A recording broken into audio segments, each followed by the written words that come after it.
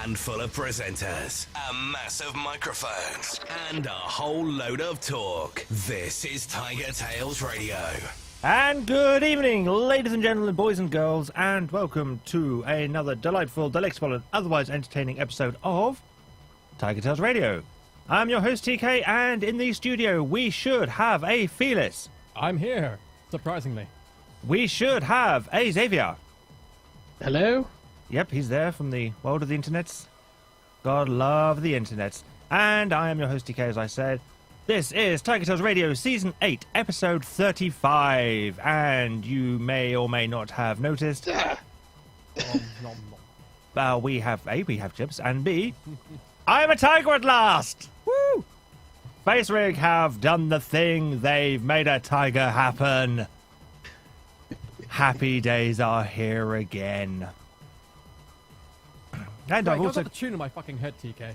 My pleasure. I've also got a button that allows me to press and make the tiger talk when I talk, so there's going to be a little bit more lip syncing than usual. He says. Just a little. Just a tad, yeah. Not much, but that's the way things go around here. And hopefully I can depress it in time so people don't speak when the tiger making the mouth move and things.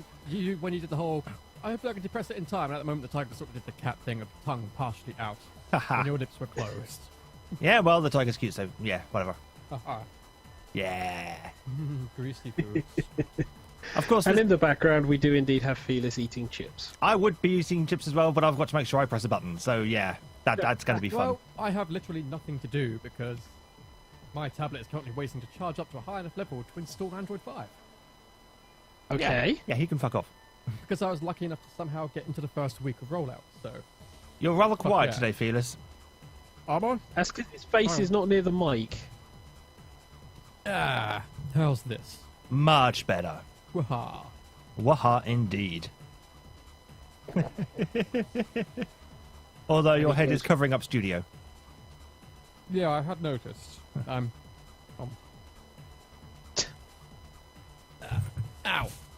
Bollocks. And stuff. Ha! In other news, I have Scampi. There is some delay. You know how hard it is to find somewhere that serves mussels in Southampton? Yes. You tried, I take it then. I don't like mussels, so I don't care. I'm not a fan of mussels, but I know how hard it is because I've gone to seaside towns where it's a case of, you want mussels with that? And the answer is, Yeah. no, fuck no, no I don't. About the only restaurant that even has a limited seafood selection is Enio's, right down by the ferry terminal. Oh, good luck Even with they that. don't do them. Woohoo! No, not woohoo. Well, Yeah, if you want good seafood, go away from Southampton. I'm going woohoo due to the amount of Scampi I get. There's a fuck ton in here. A Metric metric or or imperial? decimal? You're as bad as each other, and I'd say imperial. no, that's the one with an E, isn't it? No, that's the one that dictates that he's old. No, there actually is a difference between ton and ton. Mm-hmm. That's called Yeah. English language. No, they're actually an indicator of which system you're using. Yep. Oh, I'm aware of that, but English language. And these Scampi are fucking hot as well. I'm not going to touch that statement. Heat hot. Fucking children. It's the snarls and growls I'm watching. Yeah, I just saw one there. It's like perfectly fine conversation, suddenly rawr. We're 8. No, we're not. We're 10. we're Catch 10. up. We're very much 10, so yeah. Yeah. We're now in that phase when Transformers are cool. Transformers were always cool, except for the cartoon. Way too many straight lines to be cool. Took itself far too seriously, in my opinion. Yeah, Beast Wars did it for me. Every other one was fine, just Beast Wars. I'm saying nothing about the sentence Beast Wars did it for me. Says the tiger growling at me. The worm has turned. It's going to be hard to have a serious conversation with you. So that makes it different from the norm. How exactly? Well, normally it's just the beard. Now I have this tiger, this tiger that has very good lip syncing and occasionally just goes. Rrr. Oh dear. I hate you all. Oh, hang on. Let me get a screen cap of that. The start only editing. downside is that the coach is just giving me uncomfortable flashbacks to food fight. Food fight. I thought we'd promised never to mention that ever again. Well, even No, we Christopher didn't. Lloyd's random strut.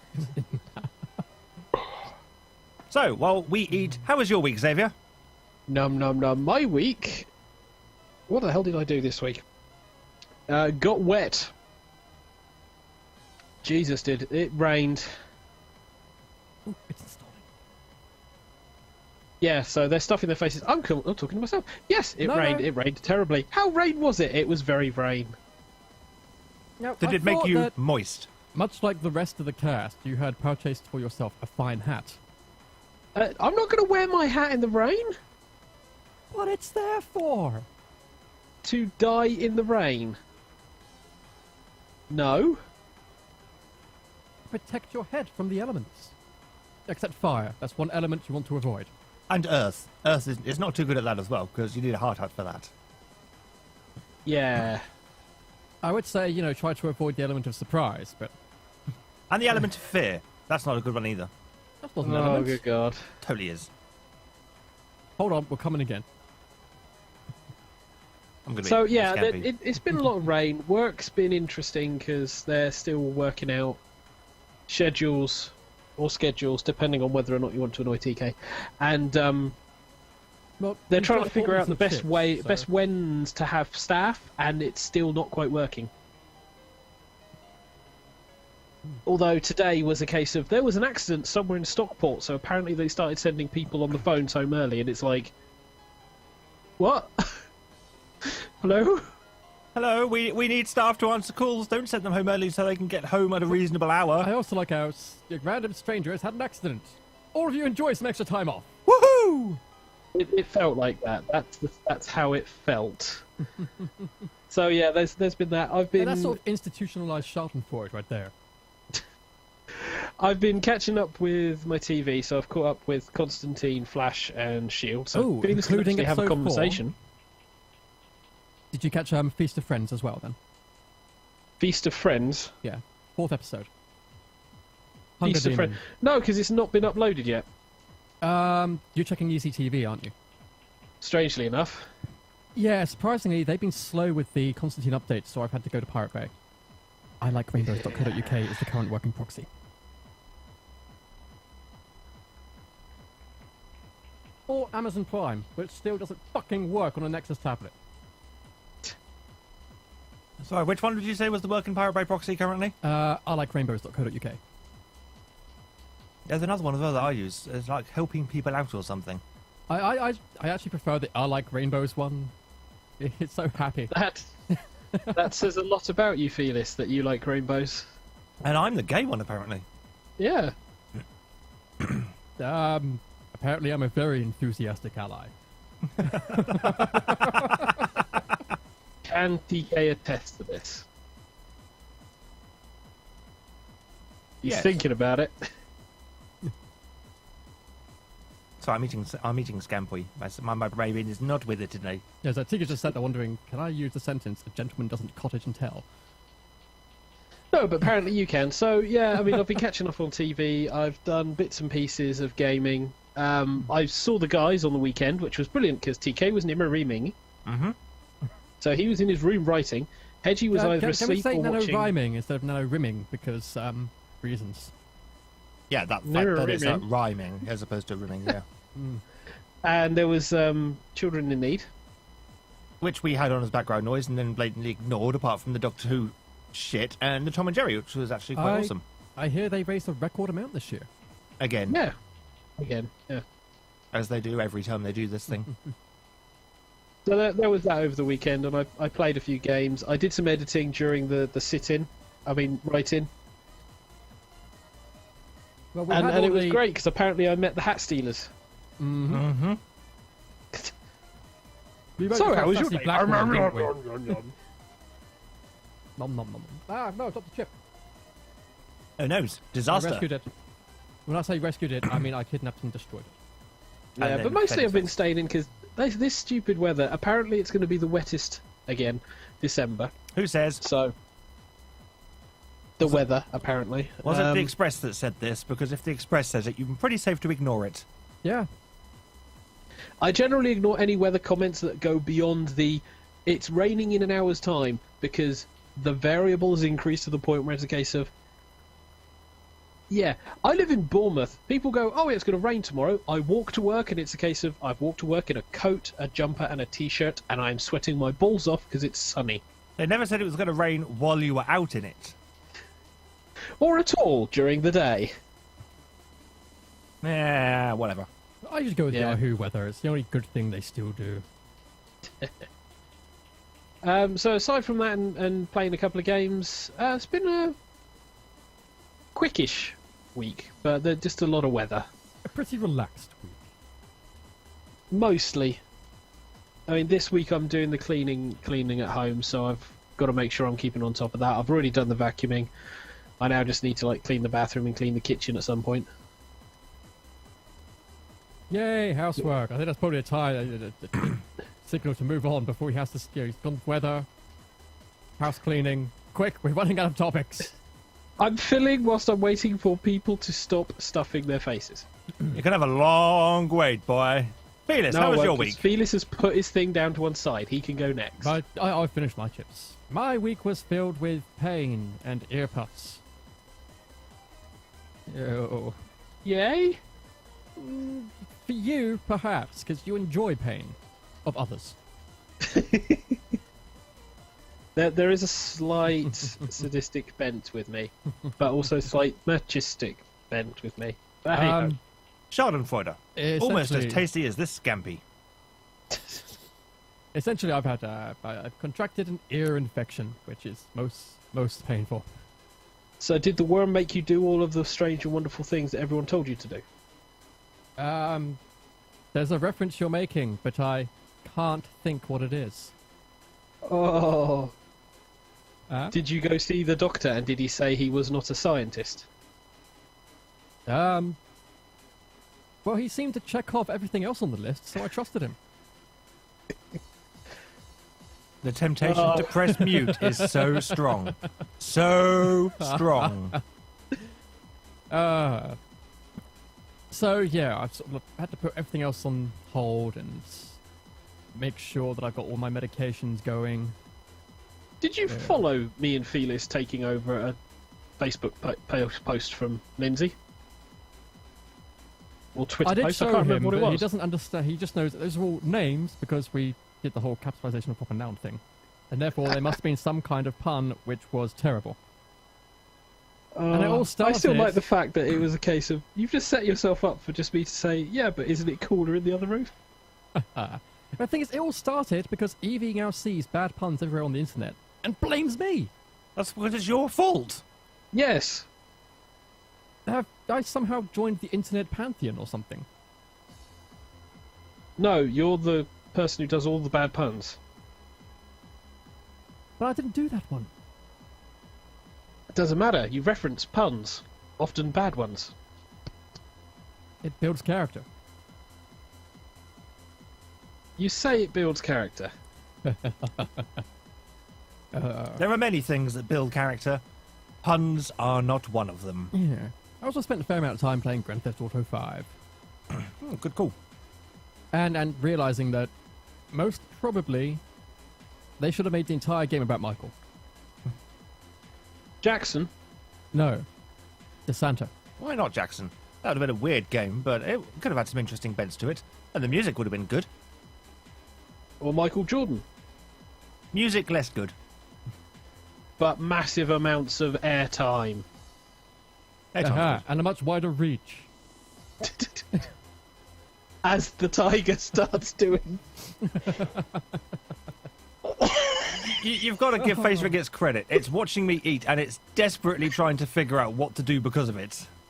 The whole time you were saying He's that, your slow. tiger looked strangely... You know the You Make Kitty Scared face? Yeah, It was doing that. that's because we make kitties scared. Actually, yeah, it has a permanent...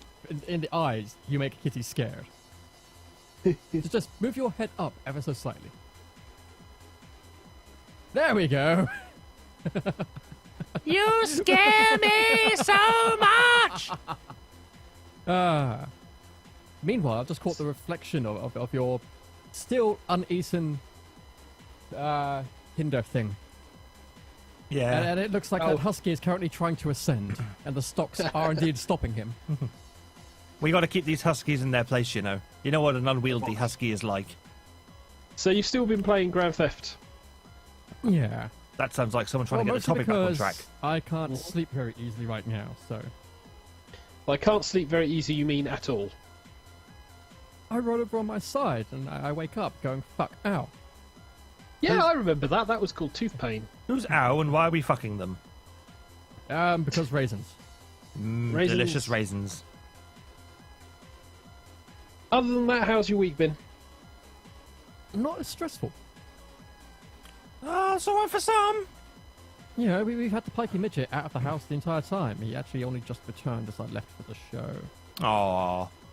Returned as in he's still there and going to be there for a while? Or returned I to don't get his know. stuff? He came back with the retard brigade and Fosters. Ah. So if they're still there when I get back, I'm just going to go, hey guys, do you want to leave before I call the police? Why give them the chance? Fair warning. Because I'm the bigger man. Take measures at the ready, guys. I'm a bad So, TK. person. Yes, Okay, you have had a week. And I you've have had a week. things. I do, yes. So, how many Frosties have you had since now? None. I've been on the Cocoa Pops. Mostly Good because... job, Tiger. But Well, they Hedgie hasn't... are not going to kill you? Because Hedgie hasn't bought any fucking Frosties yet, that's why. And they're I delicious, was about to sugary say goodness. beaten any Frosties. Bought was what I was trying to say. Creepy smile again.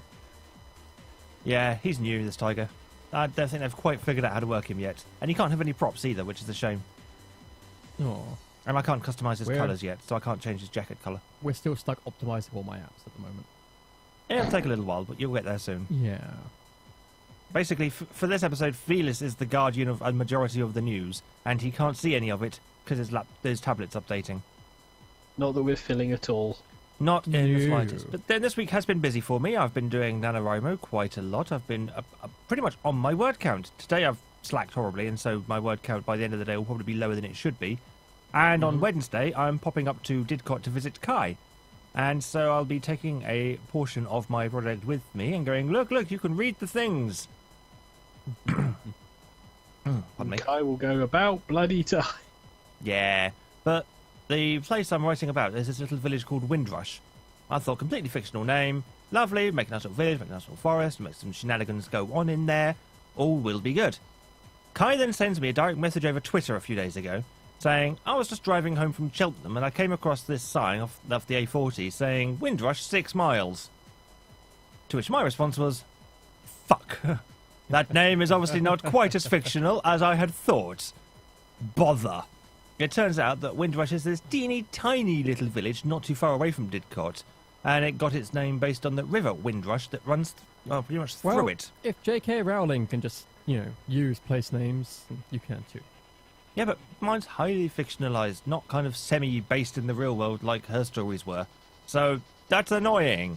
And I'm buggered if I'm changing the name of this fucking place, because I've written the word so many pissing times Well, now. Think how bad it is for metal bands when they realise that most of their band titles have already been taken as town names in Arizona. Arizona Shan't. has a lot of fucked up town names. Fucked up or awesome? A little column A. I'm trying to get comfy in my chair and it's upsetting Face Rick somewhat. That happens. Yeah, your tiger has its best don't stab me grin. Yeah, don't stab him, he's too cute. That, and I don't have the psycho string section right now, so... Hang on, I might just spend a moment adjusting him. Talk amongst yourself, guys. Excuse me, I have to adjust my tiger, if you know what I mean. So whilst we're talking about TK's week, he's going to go off mic. No, I'm not. No, right? No, not going off mic. I'm just adjusting Face Rick slightly. Yeah, he said he's not off mic, he's just got to talk into it. Yeah, pretty much. So there. And I'm just about halfway through my optimizing thing. He says, tugging on his pipe. No, but no, I am. That doesn't sound like such a bad idea, actually. Tugging on your pipe? Yeah. All dirty innuendos aside. No, we love our dirty innuendos. Wouldn't be the same without them. Not a day goes Okay, the by lip with syncing TK. isn't too bad on the wolf. Huh? Haha, has Pete got the wolf out? That nobody can see. I've got my wolf out, but none of you can see it. Probably for the best. Hi. Oh, man. Now would not be a good time to say I'm naked. I'm not, but it's fun. Yeah, but What, we you're just not heard you say actually those naked, words. or you're just not going to say that you're naked? We heard him say the words, so he must be. Yeah. And it's not like we don't have the Google Hangouts archive for the drunk show. Not at all. No, just, Although at least they've now destroy all made the sure that evidences. FaceRe can actually work with Google Plus now. Can it? At last! Fuck yeah! Well, if you check the Hangouts, Mm-hmm. there's Felis who can't see it. Hang on. Working on it! This Oh, is yeah. great radio for everybody else. I'm still upgrading my technologies, okay? I have a very low frame rate generic wolf staring back at me. Yeah, that's the best I could do with the customization I had. You can change the colours and shit, you know. I've been You changing can some of change the it, colours, shit. but Oh, hush you. My God, that's detailed. Fuck yeah. Face rig. Still in beta.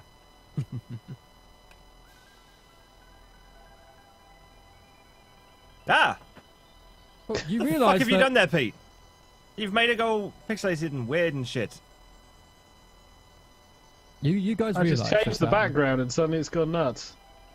You guys actually have news between you. Yes, yeah. And I can we remember do. the gist of a fair amount of mine. Is he trying to say? He's trying to suggest something there? Do you think, TK? Well, we could spend 5 minutes just waffling between ourselves. What do you mean? With waffles. We could. I thought we are. That was the whole Yeah, point. we are. I thought we were waiting for your laptop to do its thing. My laptop's not even here. That's why we're having a very long wait. I meant your tablet. Although, I will be able to bring my laptop more easily despite its broken screen soon, because I'll have the HDMI Pi screen.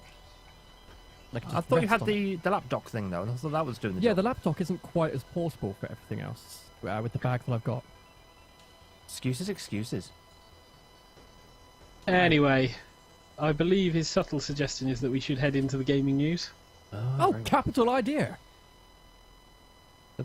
I thought that the button was going to be pressed just after I said that, and I just awkwardly... Now it's time for the latest gossip from the Silicon Grid. This is the gaming news. My pose until TK tells me the button's about to be pressed, which he didn't. Yeah, of course not. That'd be spoiling the fun. Yay! Fun. We've got a lot of patch news this week. Are we Oh my talking god, about have we got a lot of patch news. Unity by any chance? And I don't mean the game language programming engine thing. Now, Assassin's Creed Unity has its third game update this week. Halo Master Chief Collection, matchmaking due Wednesday, so that's come out. Drive Club. Oh no, they're going Yeah. to get compensation for free DLC. Cause What I it's want to shit. know is how Fitz and Trip were playing the Halo Master Chief Edition matchmaking in Agents of S.H.I.E.L.D. before the patch had gone out. Because they are superheroes or magical or something. Is this where all the S.H.I.E.L.D. resources are going to right now? Well, it's certainly not going to the agents.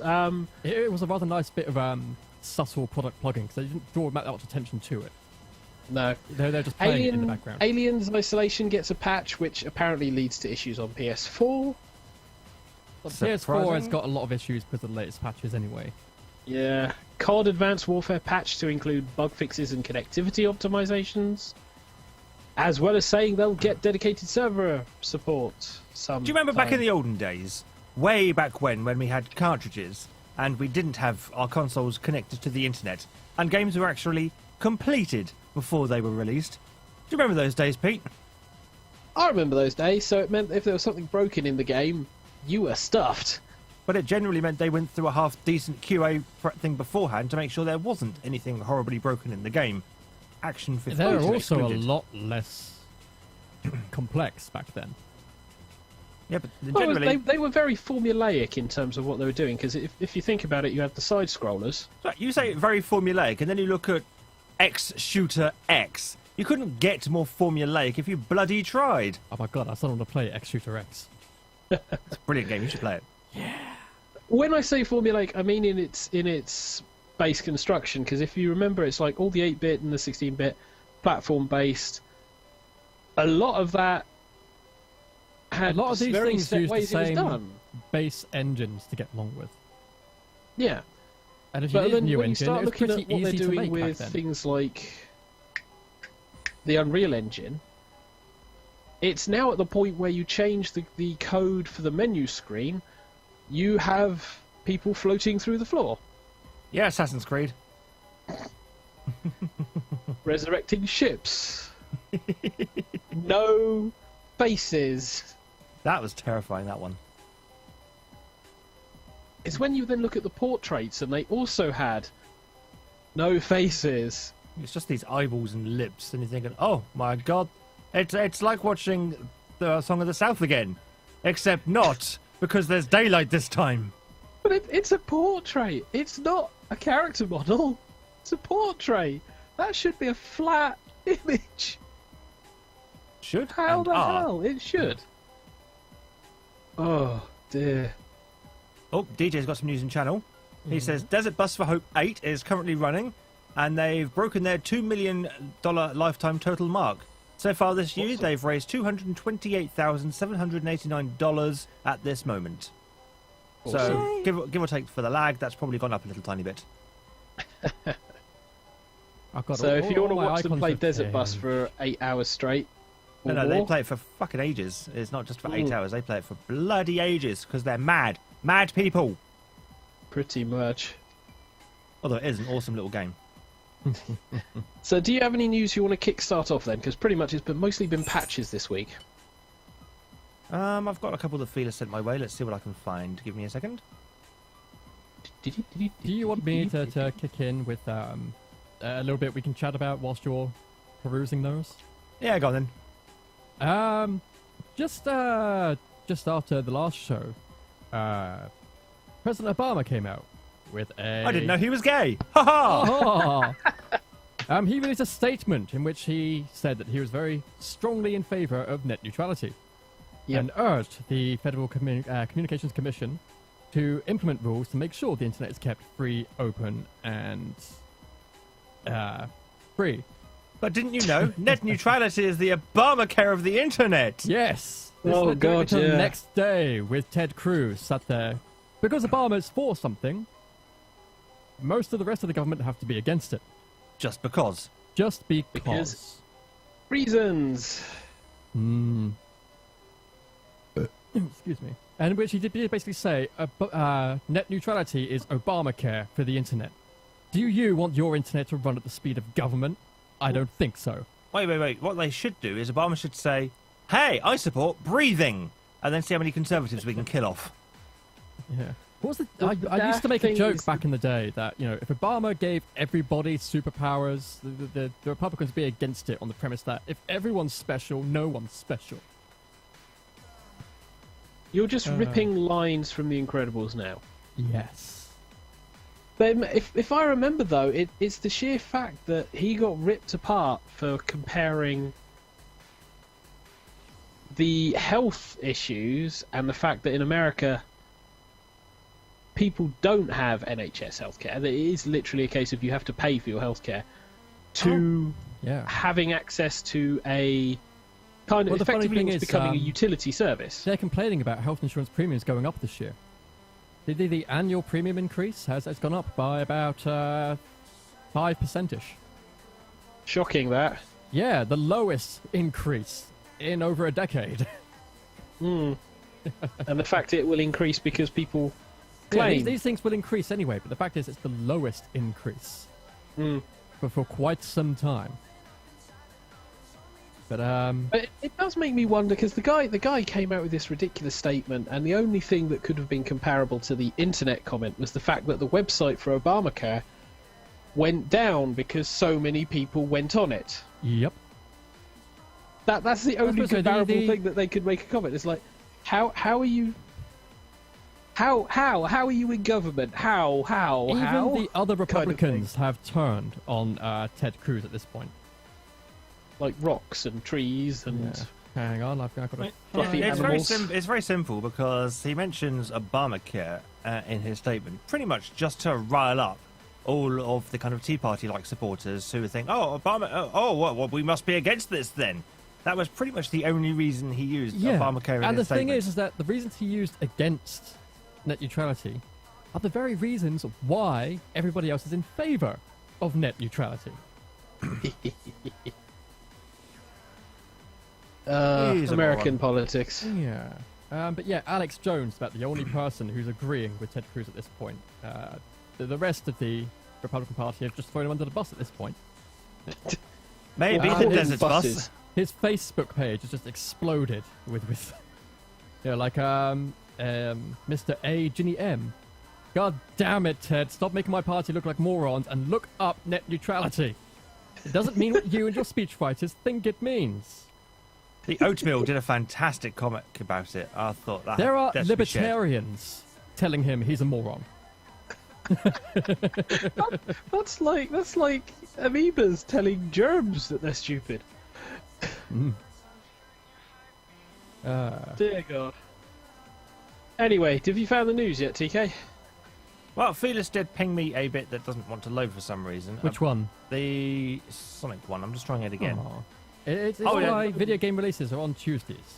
Oh, yeah, it's kind of Yeah. loading for me now. It's giving me an advert. I'll be redirected in 11 seconds, apparently. Now I'm going to click the link. no. Fuck you. Meanwhile, Pete, did you want to do anything before I go on, or? It's loaded. Oh, TK, go ahead. Yeah, basically, it's a nice little piece. It's got a big picture of Sonic at the start of it as well. And yada yada yada. It goes on about how the original Sonic was released in 1991, was an instant hit, and goes on a bit, talk about the console wars. And then goes on a bit to explain about Sonic Tuesday. There's a chap called something Harris, whose name I can't find, said the idea was a coordinated worldwide release, that's something that might have seemed interesting, but irrelevant. The point of the global launch wasn't to dazzle with concept, the point was that the concept created connection. Normally, with games released at different stores on different days, customers couldn't help but feel like these things sort of fell out of thin air.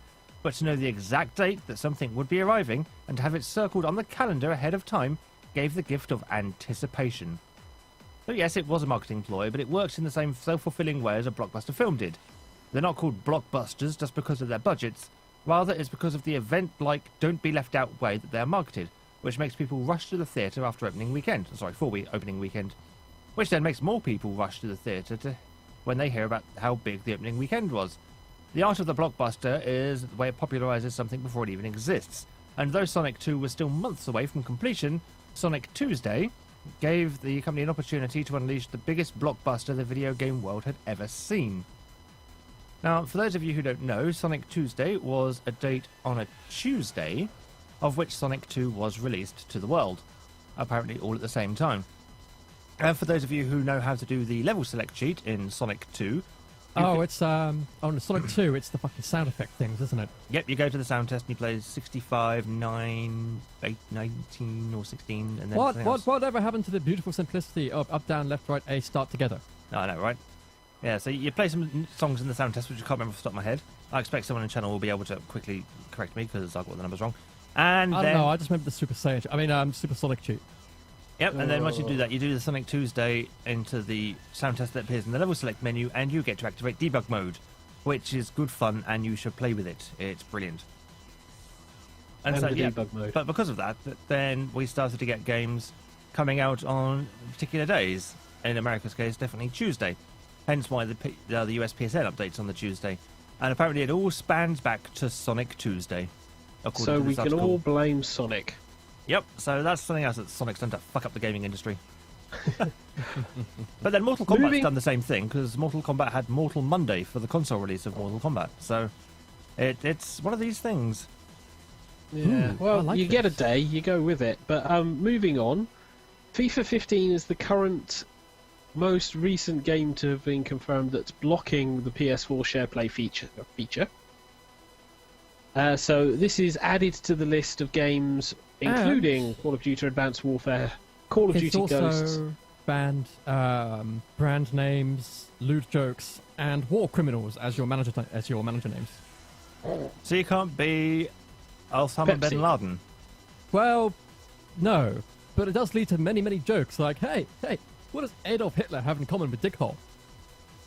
FIFA 15. Can you be Tony Blair? Because he's like one of the biggest war criminals that we've had in our generation. I'm not sure. I'm not going to buy the game just to try that, TK. You can. I'm more than happy to lend you my consoles to play it on. No, I'm good, thanks. This is added on to other games like Tomb Raider, Wolfenstein, New Order, and The Thief. Sony have said that, as we've mentioned before, companies can decide to disable the feature. I don't know how many games use this feature anymore, I don't know. and I don't know what it says for that feature if this is being blocked by major publishers. Who cares? Because it'll still work against that Little Big Planet, and that's the only reason I want a PS4 for at the moment anyway, so fuck yes! Well, I don't have any. Have you already got Little Big? You got a PS4 coming, haven't you? No, I've got PS3, and I'm going to get Little Big Planet 3 for that, but I also want to get it on the PS4 because I want to see how different it is. Because I'm pretty sure either Alex or I would be willing to sort of temporarily lend you a PS4. And Mortal Kombat X as well. I want to get the PS4 version of that because it looks so pretty! Or I can even just bring the console down if somebody's willing to subsidize my spare or something. Yeah, Pete. Yeah, Pete. Yeah, the guy who He lives agreed. in Bournemouth. Yeah. Yeah, I heard him. He agreed. Totally. Excellent. So Well, that's yeah, I'll go Felix, about have you PayPal. loaded your goddamn news? Yeah, I've got a whole passel of news. he does. I've seen it. He has seen the great list of news I have. And this is before he got a lollipop. Android 5. Grow up, children.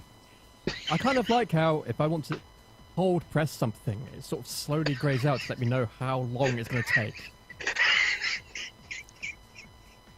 I didn't know we had Muttley on the other line. I I thought was we going had to Pete. make that joke. So, Pete, So, do you want to am be I Dick Dastardly? Dastardly or... I'm not being Penelope Pitstop. No, Bagsy not. I'll be Snagglepuss. Can't do the voice, but I'll do it. Oh, Mr. you had Murgatroyd. news. It's the closest I can get. Feel free to read some. What, and destroy the Muttley voice? There's a brand new technology news site that's being bankrolled. Yeah. Sugarstring.com, which is currently hiring its first full-time reporters and editors. Don't go there. And the whole idea of it is it's meant to be trying to rival the likes of Wired and Verge. With the one catch, if you want to work for this, for Sugarstring, you are not allowed to write about American spying or net neutrality. Yeah, because reasons. Because reasons. Reasons being it's bankrolled entirely by Verizon. Okay, the first thing I find on Sugarstring under politics: can GPS tracking technology empower victims of domestic abuse? Maybe. Libraries in video games. There's a blog for everything. Yeah, but Deep Web Art Collective produces next level art. And then 3 reasons Neil deGrasse Tyson is wrong about innovation. But yeah, they've actually had this thing where anybody that wants to write for them is not allowed to write about net neutrality or giving information to the government. Because, you know, Verizon haven't got a spotless record on that sort of thing. Oh, no, because they are the ambassadors of pure and innocence, right? Funnily enough,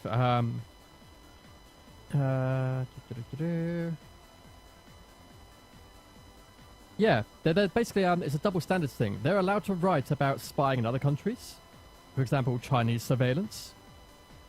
You know, and things about Chinese dissidents who risk their lives just to be able to get to fucking Facebook through Darknet. You know? But if they dare to talk about the great Americans doing these things... Yeah. Well, their roster's still being published. But the thing is, they tried to compare it to... it was The Verge, wasn't it, that had to deal with Dell back in 2009. Except, He's looking for confirmation. He won't find it because I haven't got a clue. yeah, I think it was The Verge. But basically, Dell didn't have any editorial control over them. They just bankrolled them and said, yeah, we're just going to plaster our shit all over the background, if you don't mind. Which you don't, because we're paying you. The Verge went, no, of course not. We'll just hire a bunch of people to write. Are you a journalist? No, I'm an idiot. You're hired. You know, a bit like we do, but with voices instead of writing. What's really funny is that if you look at the bottom of the page, Pete, if you're actually on SugarString, I tried. there's a little footnote on the bottom of every article in size 8 font. These articles were written by authors contracted by Verizon Wireless. The views expressed on SugarString may not necessarily reflect those of Verizon Wireless. Except they do, because the reporters are not allowed to express any view on these two subjects that Verizon does not want them to talk about. They don't necessarily represent the views of Verizon, but you'll find that they do somehow match very closely. In fact, if anything does get through the net that is not the view of Verizon, it shall be deleted and the author shall be punished with fire. I was going to go with another route on that one. Feel free. My opinions aren't always in line with Verizon, but when they do, it's because of a gagging contract. I'm not going to point out the whole issue with journalism and business and crossover here at all. I feel we've covered that. It's about ethics Quite. and journalism, honest. Yes, all this money in my wallet is about ethics in journalism. Quite frankly, if you're willing to My pay me favourite enough... one was, it puts the lotion on its skin or it gets the hose again. Why are you doing this? I'm very concerned about ethics in games journalism. My ethics come cheap if you want to buy them, games journalist people. My ethics come really cheap. Yeah. Moving on, WoW Warlords of Draenor suffer launch issues following DDoS attack. Oh yeah, my and god, people so WoW cancelling their got DDoS. subscriptions in protest at server issues. Seriously. Oh no, they got DDoSed. I'm going to cancel because I'm so smart. Europe was first to launch. They encountered a few issues due to the sheer number of players attempting to enter Draenor from a single location. That doesn't sound rude at all. We worked to add multiple new ways to access Draenor, and this Isn't getting better. This is not getting better. This is not getting better. I need an adult. Some of the initial rush into the new expansion were able to access it from their capital cities as well as the shrines in Pandara. Sometimes the innuendos just write themselves.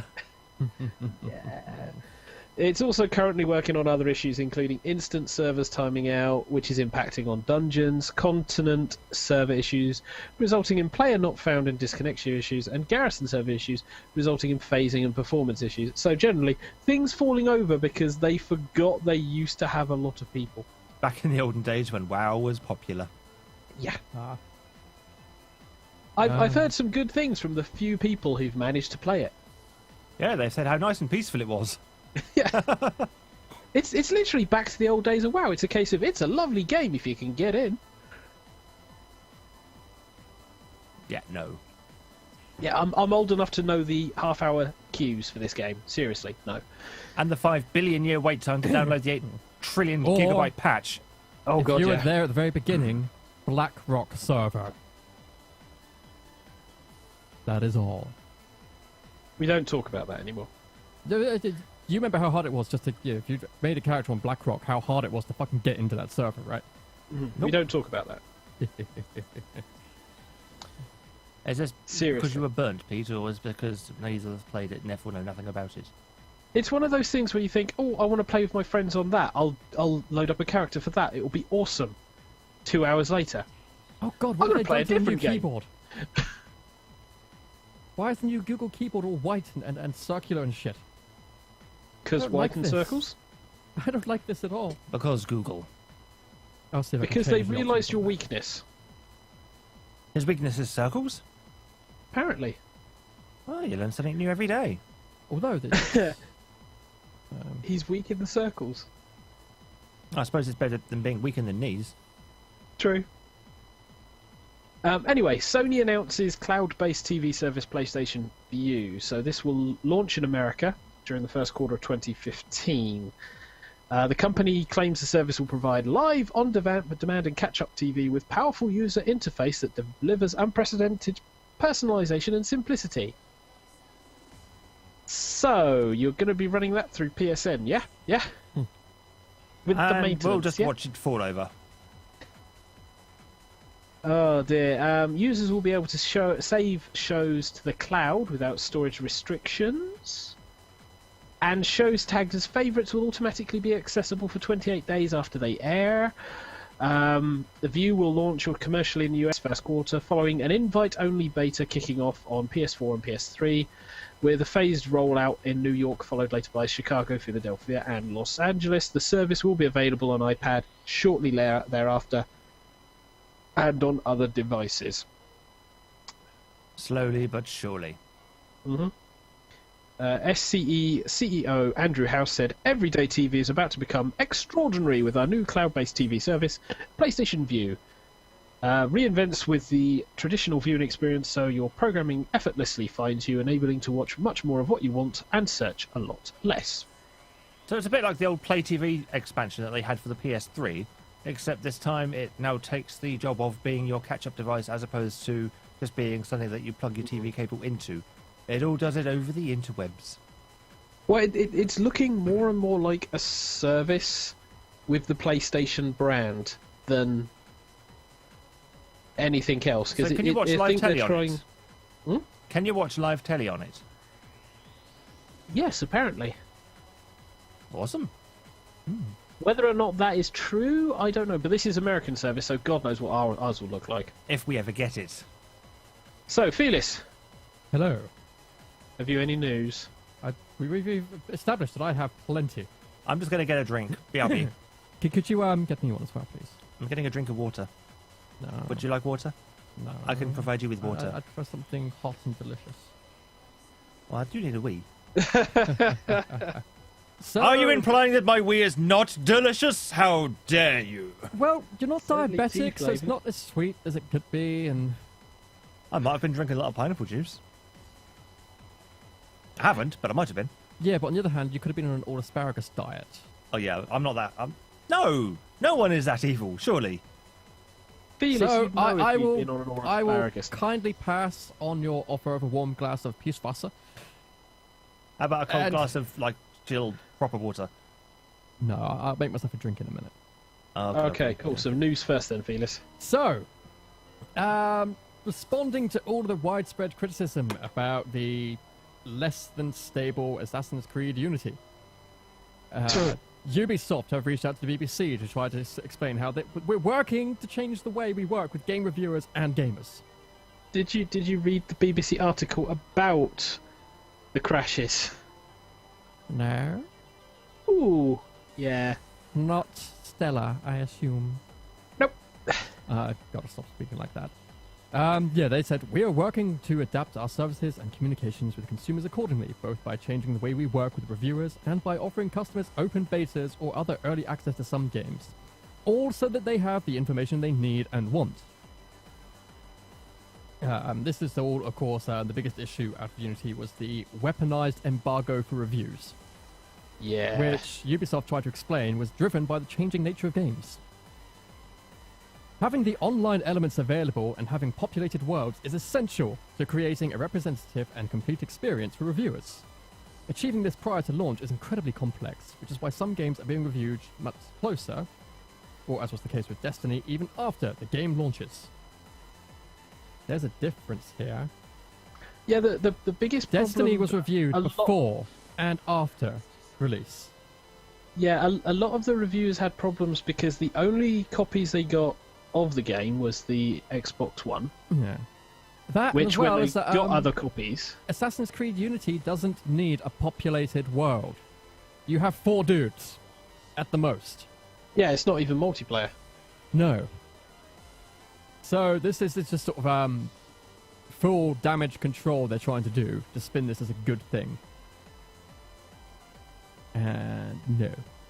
And avoid possibly mentioning the fact that maybe people were right about talking about the ethics in gaming journalism, just not targeting the right except people, that like the people publishers. that were saying it just weren't actually, going to the right places at all. They're busy with their other predetermined targets. Let's have something funnier, shall we? Like I said, it You does can prove try. the point, though, that this whole calamity, maybe women are too difficult to program in video games because they couldn't even get the men right. No, we were saying this at the Rising, weren't we? This is one of the funniest glitches is where people have no bodies. They're just... The teeth, the tongue, and the eyes are just floating there in the hood, and it's fucking creepy. Creepy as all sin. It's almost as It's- creepy as Majora's Mask's Moon. It's like when you accidentally use the wrong DirectX plugin for Kingdom Hearts 2 on a PlayStation 2 emulator, and all you have is everybody's floating eyes and mouths. I still need to put Kingdom Hearts on the emulator just to see what happens, because I actually need to get my copy of Kingdom Hearts 2 back off my sister, because she still has it. Well, unsurprisingly, it's currently one of the most stable games because it's been given the most attention. Because it was the most broken at the time. So, this Saturday just gone, Pater have opened up their very own Minecraft server. Yay! Wait, what? Yeah. Yep. Pater have their own Minecraft server, home to a recreation of the organization's headquarters. You just said their own Minecraft sofa. Server.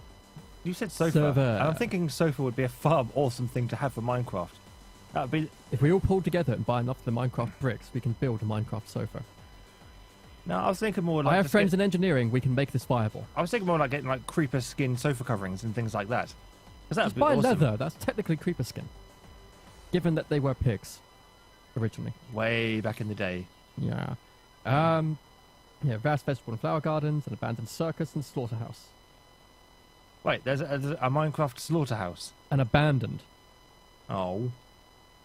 Most importantly, Pater won't allow players to harm animals, whether it's chickens, pigs, or mushrooms. So you die of starvation. Yeah. Pater encourages you to die of starvation. No, you can eat the bread from the wheat. Pater encourages you to die of Yeah, starvation. this is Joel Bartlett, who's the director of marketing innovation for Pater.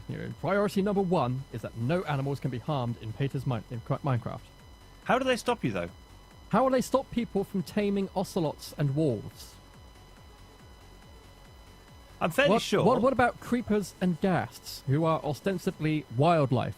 I'm pretty sure that using wheat and stuff, we can tempt animals out of pens and lead them to lava, whereupon they will fall in and burn. Fuck that bucket. That would work too. Well, That's yeah. probably far easier than my idea. Actually, they are using many plugins for their server to allow them to include links to videos and websites about things like circus animal abuse and slaughterhouses. And those freezers that Pater used to... Oh, wait, no, we're not allowed to talk about that. What, the slaughtering of cats and stealing of people's pets and Yeah, all they the other news basically that apparently have- has come out. They have industrial freezers in the Pater headquarters. What are They're they the full of? kind where you'd only use it for storing meat or trying to euthanize animals. Apparently, Pater decided to do this because quite a lot of their supporters like the game. We've heard from many of our supporters who love Minecraft as much as they care about the good treatment of animals. And they would like to have an animal-friendly server inside their favourite world. Clearly, they've not played enough Minecraft. Yeah, they have things. Yeah, this is one of their things. You have gamers who want to say games are an art form, but don't want them to tackle important social issues. We got plenty Starvation. of games. For fuck's sake, has anybody played that Dragon Cancer yet? So just think of all the poor starving Steves out there. Surely that's an issue that should be being tackled in this art form. Well, you got to remember, this isn't the first time they've, either used video games or attacked them. Tanuki Mario Murderer! Yep, Black Flag and Pokemon Black and Blue. Oh yeah, and remember StarCraft 2 came out. They had a campaign to protest against the treatment of Zerglings. Oh yeah. At which point, Blizzard. Blizzard gave them a tour of the offices. Really? Yeah. Yeah, Blizzard- we Blizzard realise you're actually stupid, so we're reached going out to to show Pater. you what a computer game company does. Yeah, at which point, Pater came back and said they thought that we were clever, and I think they appreciated the nuanced view we have of their world. No. Blizzard turned around and said they're a bunch of fuckwits. Apparently, the video games are the most popular items on the Pater website. Do you think we should all go well, storm this server and see if according we can to- abuse it? Oh, we know that that's probably already been a thing. But Bartlett said, where is it? Yeah, they use video games to help spread their messages currently because it's such an effective tool. Our games are some of the most popular items on our website, he said. Millions of people have played Pater's parody games and then watched the hard-hitting videos we include. It's definitely been an amazing way to engage with an audience about a difficult-to-talk-about issue. I concede one point that he has there. Using the video games to tackle the issues has actually been very popular for a lot of different things. However, I don't believe that the millions of people who played the games actually went on to watch the videos. Yeah, there's a Most of close us went button. there because we wanted to see just how terrific bad a Pater game could be. I do agree that the video games on their site are some of the biggest tools they have, only eclipsed by the people they have working for them. Yeah, I'm looking at these parodies, and I'm surprised Nintendo hasn't sued their asses.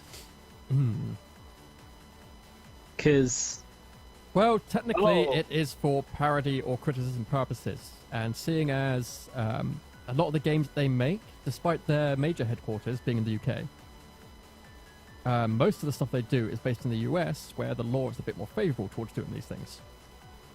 Because we have no enshrined fair use rights here.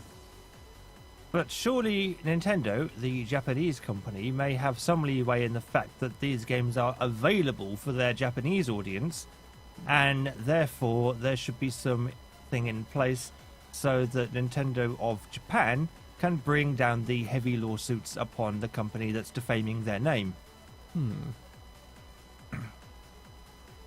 Yeah, there have been issues, but unfortunately, it still counts under fair use. Because they're not recreating the entire game, no. but they are using the game in a parody fashion.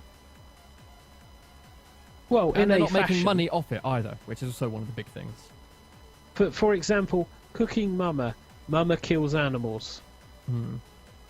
I'm On the other fairly hand, confident she doesn't. if we look on the bright side, if you look at Pater's entire history, it's probably a good thing that they're approaching the whole social awareness campaign thing using this method compared to some of their older ones.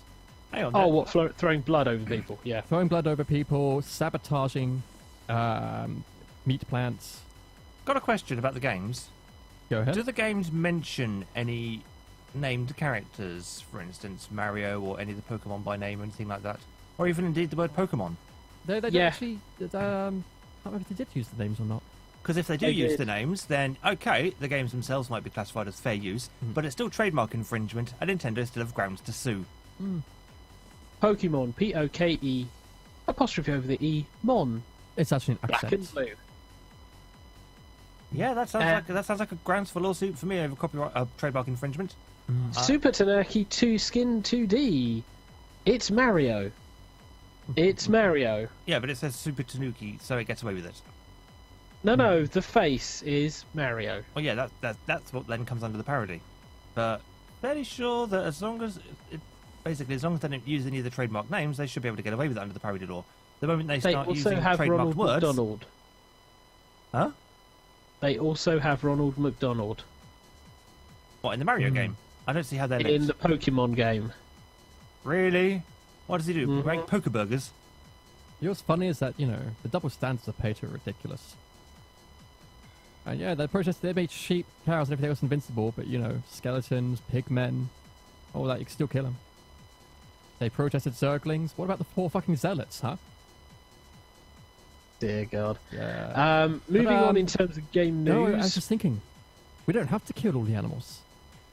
We can build pits and herd them all to the pits. And then cover them over. And they come over 'cause Moving they're still on. invincible. I'd say just Blood- breed them. Breed them so hard that the server can't cope with the amount of animals, and it crashes. Bloodborne delayed until March. So this is From Software's PS4 exclusive, which apparently needs extra development time. Given how bad a lot of the next-gen releases have been. Yeah, let's give them all the time they need. Let's Yeah. give them forever if need be. Because quite frankly, we'd like games to come out that actually work when they are released, as opposed to 6 weeks afterwards once they've all been patched. Yeah, general they've public announced a is- short delay from February to March. Oh, I have the login details for the Pater server. I was going to say, the general public are not your beta testers, You're supposed to have a dedicated QA department for that. So, what the shit? Get on with it. Well, they did have a limited alpha test. They've taken board some of the feedback. So, the next time we'll see some news is probably in December and maybe a beta. I like how switching windows on this is now like a Rolodex. Awesome. Yeah, shut up. Just because you've got the update, and I don't get it because Vodafone is slow as shit for giving updates. Actually, as far as I remember, it's up to the manufacturers rather than the. No, because it's the HTC Sense with the Vodafone branding over it, so. Yeah, that's usually Either just of you means two it's got any more locked- news? The branding usually means it's just locked to that carrier, but it's the manufacturer that determines when the update comes usually, instead of the cell carrier that you're with. News I've not got related lots of to the news, but I've got a phone. big microphone in the way, so I can't see any of it. Okay, there are plenty of angry people criticizing and some demanding withdrawing their support from Elite Dangerous. What? Basically, Elite Dangerous have come out and formally said that they're abandoning the offline mode that was promised when the game was originally crowdfunded. According to them, a fully offline experience would be unacceptably limited and static compared to the dynamic, ever-unfolding experience we are delivering. And that's just this Friday. This wouldn't be such a bad thing. I mean, for starters, the fact that it's being released despite the amount of feature creep is nothing short of fucking amazing. But the reason people are so pissed off with this is because an offline mode was promised since the Kickstarter first came on. And we're now exactly 1 month away from the release of Elite Dangerous, and it's only now that they're saying that you're not going to be able to play it offline like we've been saying all along.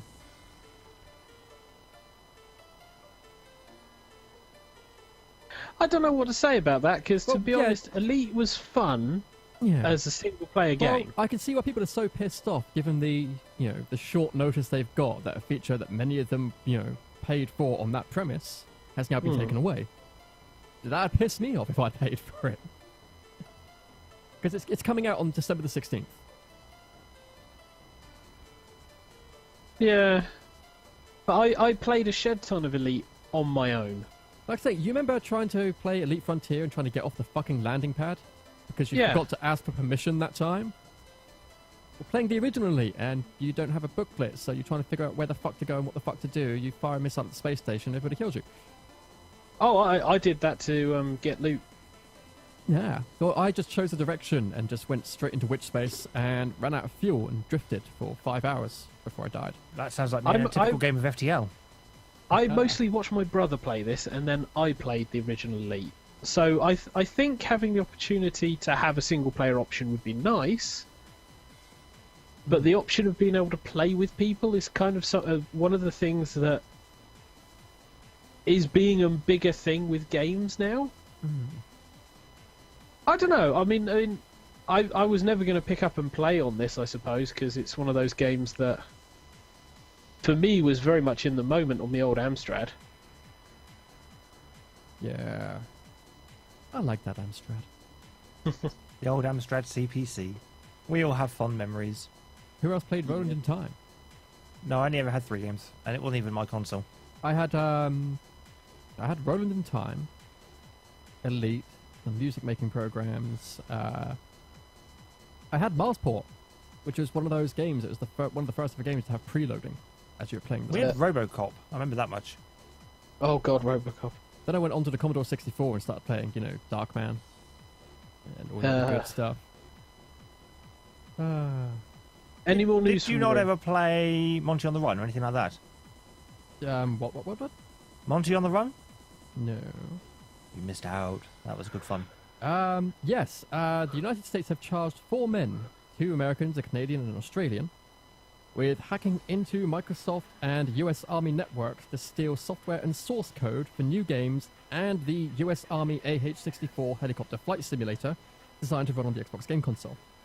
The value of all of the software together was $100 million worth Whoa. of games and proprietary software.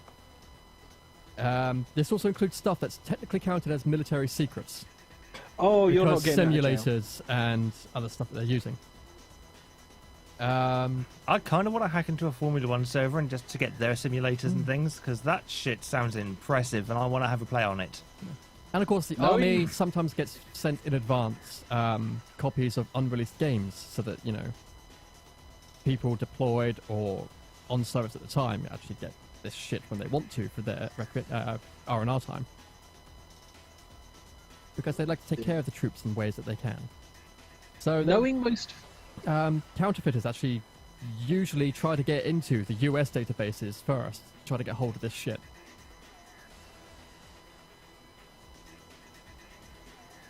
Don't mind me, I'm just packing up. And of course, the Chinese corporations and government are pretty much got a permanent bounty out on any military-related software.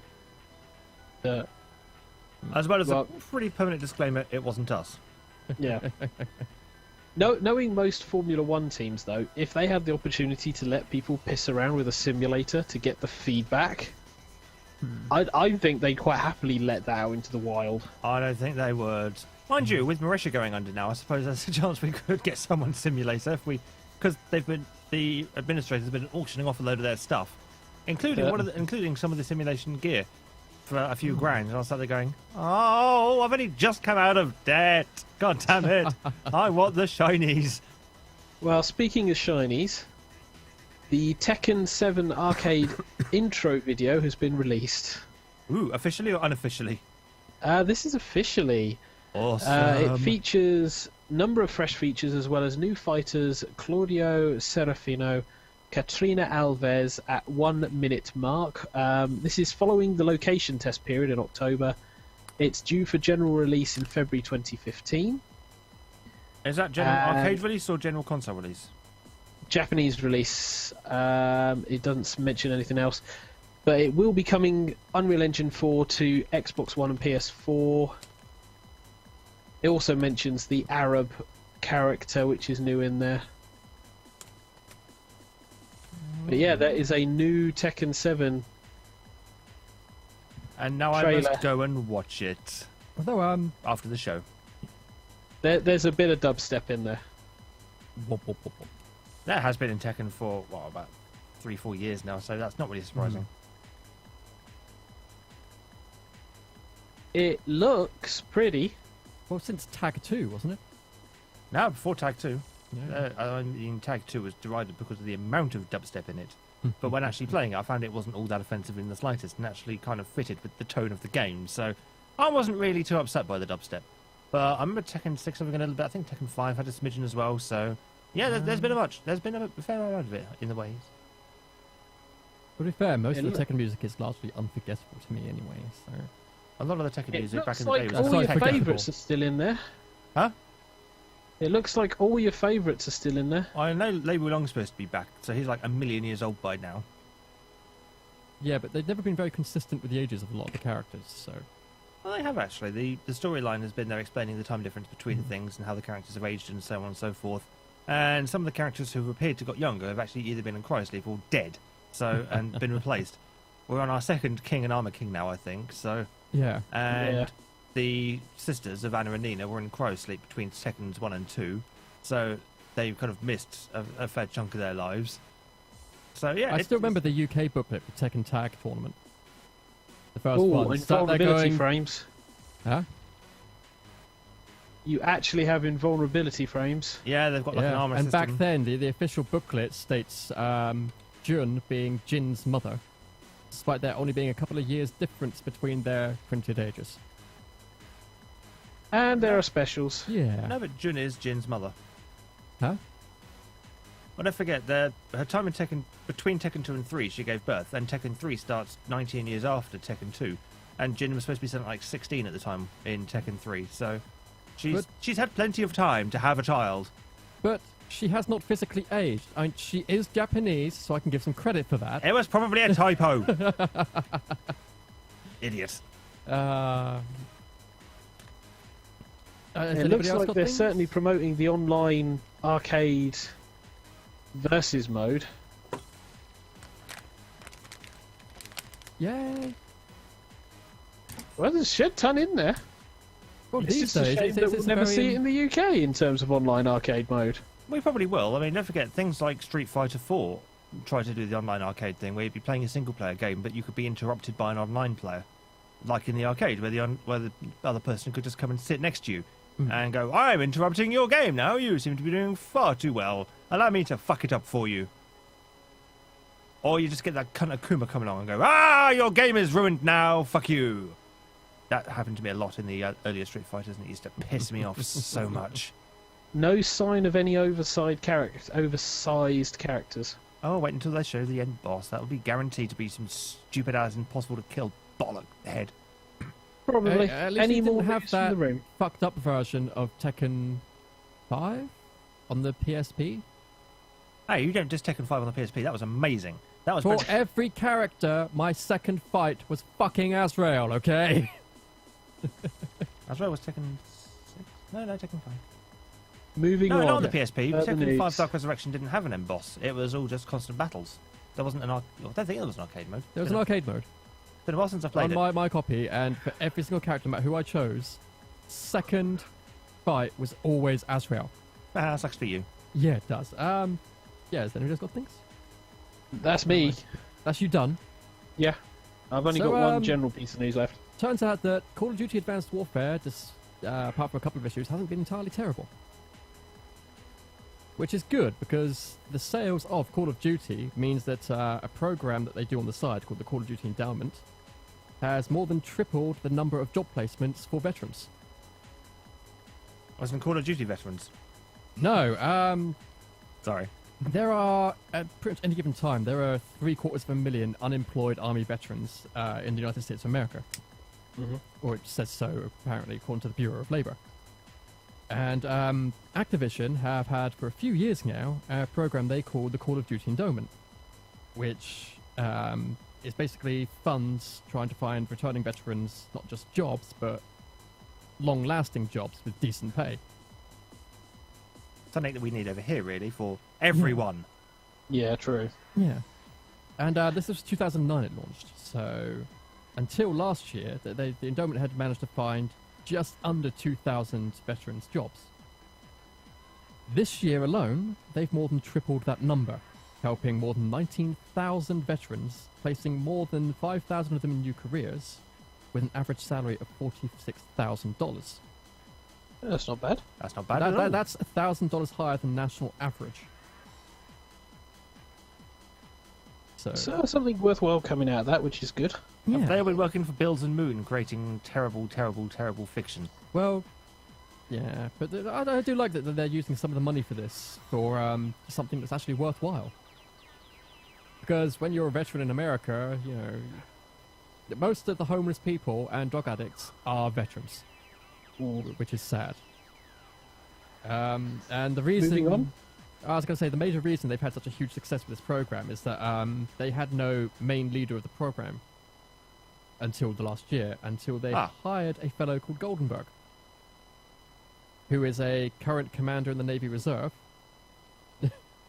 And where's all the background music gone? The PSP just died. Oh. I haven't charged it for a wee while. Hang on. Normal backing music services will be resumed shortly. He says. So, any further gaming news? I've got so much. Drive Club is offering... where have I got it? Premium DLC for everyone who bitching about the fact that the game's naff. Let's put it this way. The game is irrevocably broken. Despite what Yeah. everybody wanted it to be, it unfortunately is. But yeah, they're offering free downloadable content to compensate for these still ongoing features with the online feature set. 6 weeks of issues. Have this online content to play this online game that's broken. Yeah, and this is what was originally premium DLC content. This was the Ignition expansion pack and the Photo Finish tour pack, with a total of 5 new cars, 22 tour events, 10 livery items, and another 10 trophies. No, it is livery. You're right the first time. Because those packs were originally part of the premium season pass, the season pass has been altered to include 4 more packs in July. When they'll still have online problems. Yeah. However, there's still no word on when the free edition promised to PS Plus subscribers is going to launch. Never! We are continually working on improving the server capacity to enable us to launch on the PlayStation Plus edition as quickly as possible.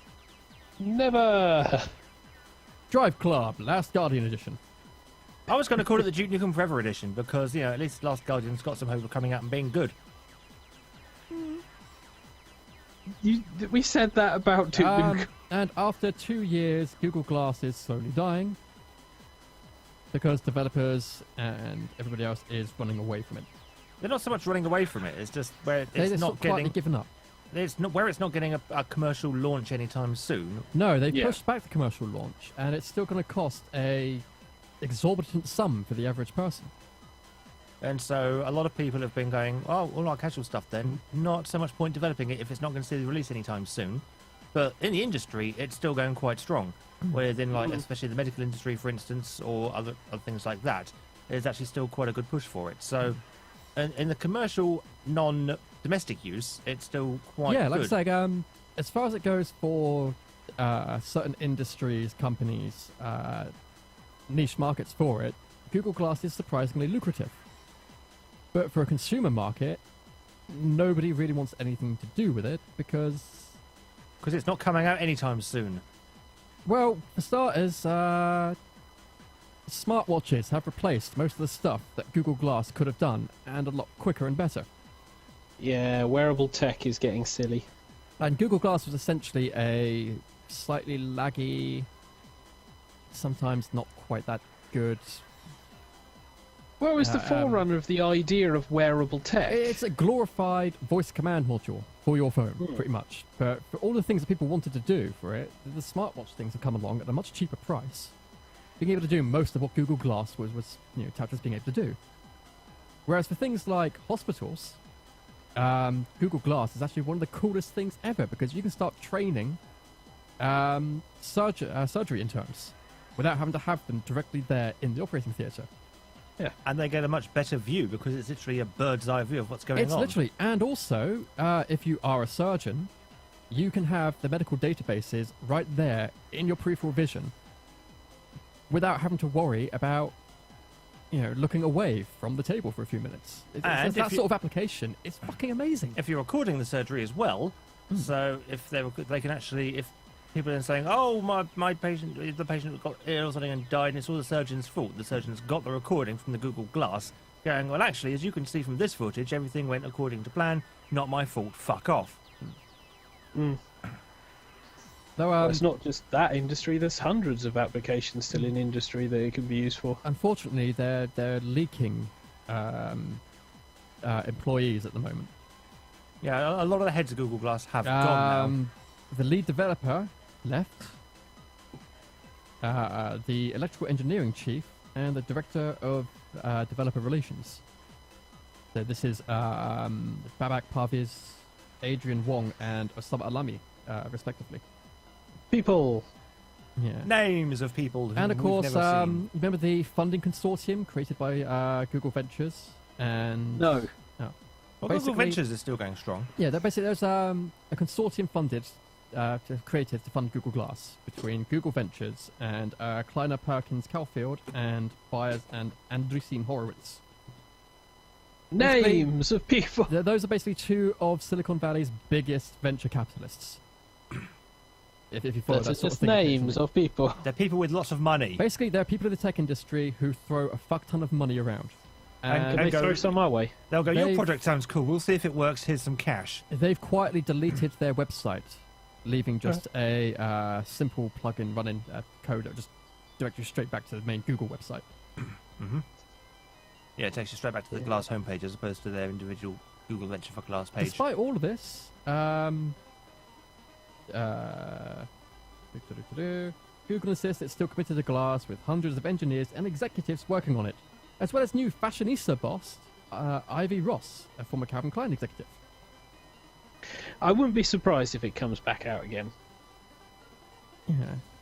I Anyway, don't think their last head piece of of business... news. I just want to do the quote from the You head of guys. business operations, Chris O'Neill. We are completely energized, and as energized as ever, about the opportunity that wearables and glass in particular represent. I like the word energized. Last piece of news from either of you guys in the room. No, I'm good. I'm just queuing up the Done and Dusted music. Yes, this page has got to refresh quick. Gear VR is coming out in early December. Gear VR? Gear VR. It's another virtual reality set that uses the Samsung Galaxy Note 4, along with software from the Oculus. Okay. So this is the first Oculus-based thing, Powered by Facebook, don't forget, kids. funded by Facebook. Yeah, same difference. They fund a fuck ton of shit anyway. If Michael Bay is responsible for the Turtles movie, even though he wasn't, then Facebook is responsible for Oculus Rift.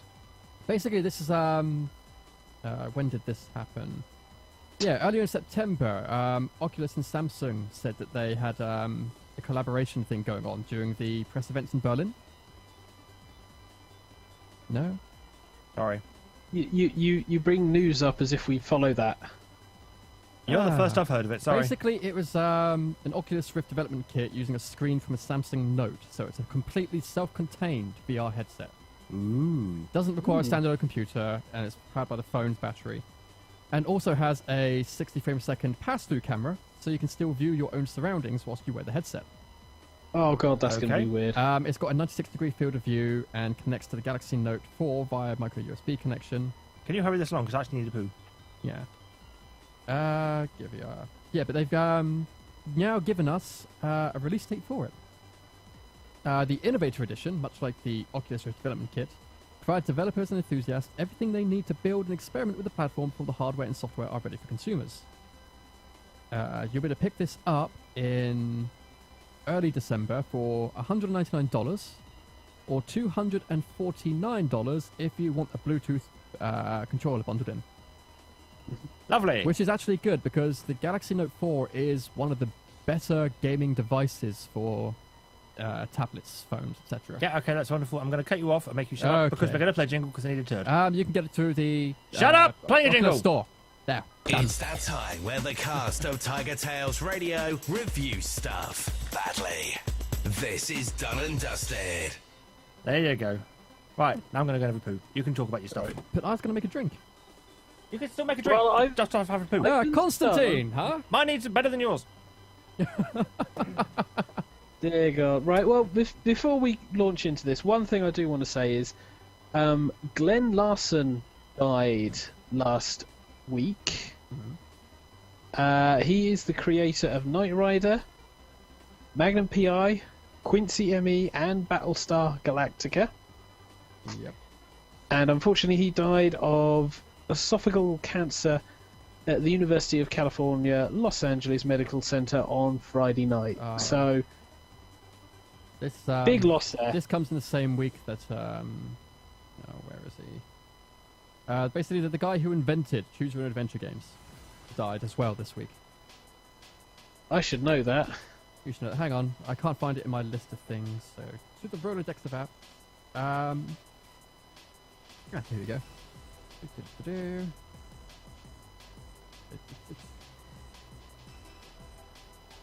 Sorry. When it gives you the option to open with things these days, you can't just tap on the program. You have to click just once or always.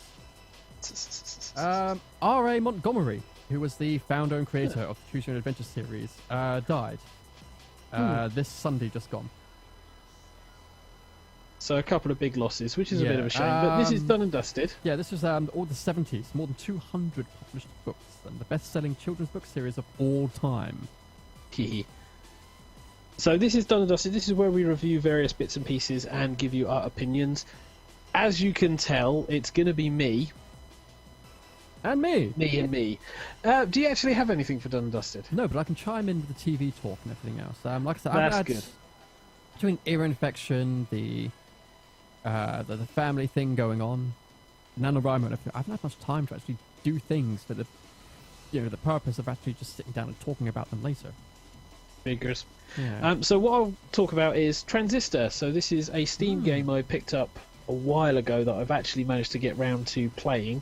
This is I love created the by the guys soundtrack. who brought us Bastion. Yep. And it does feature the voice of the narrator from the original Bastion. Although this time doing a very different thing. Yeah, he's not the narrator, he's the sword thing. No, the sword still takes the place of a narrator. Yeah.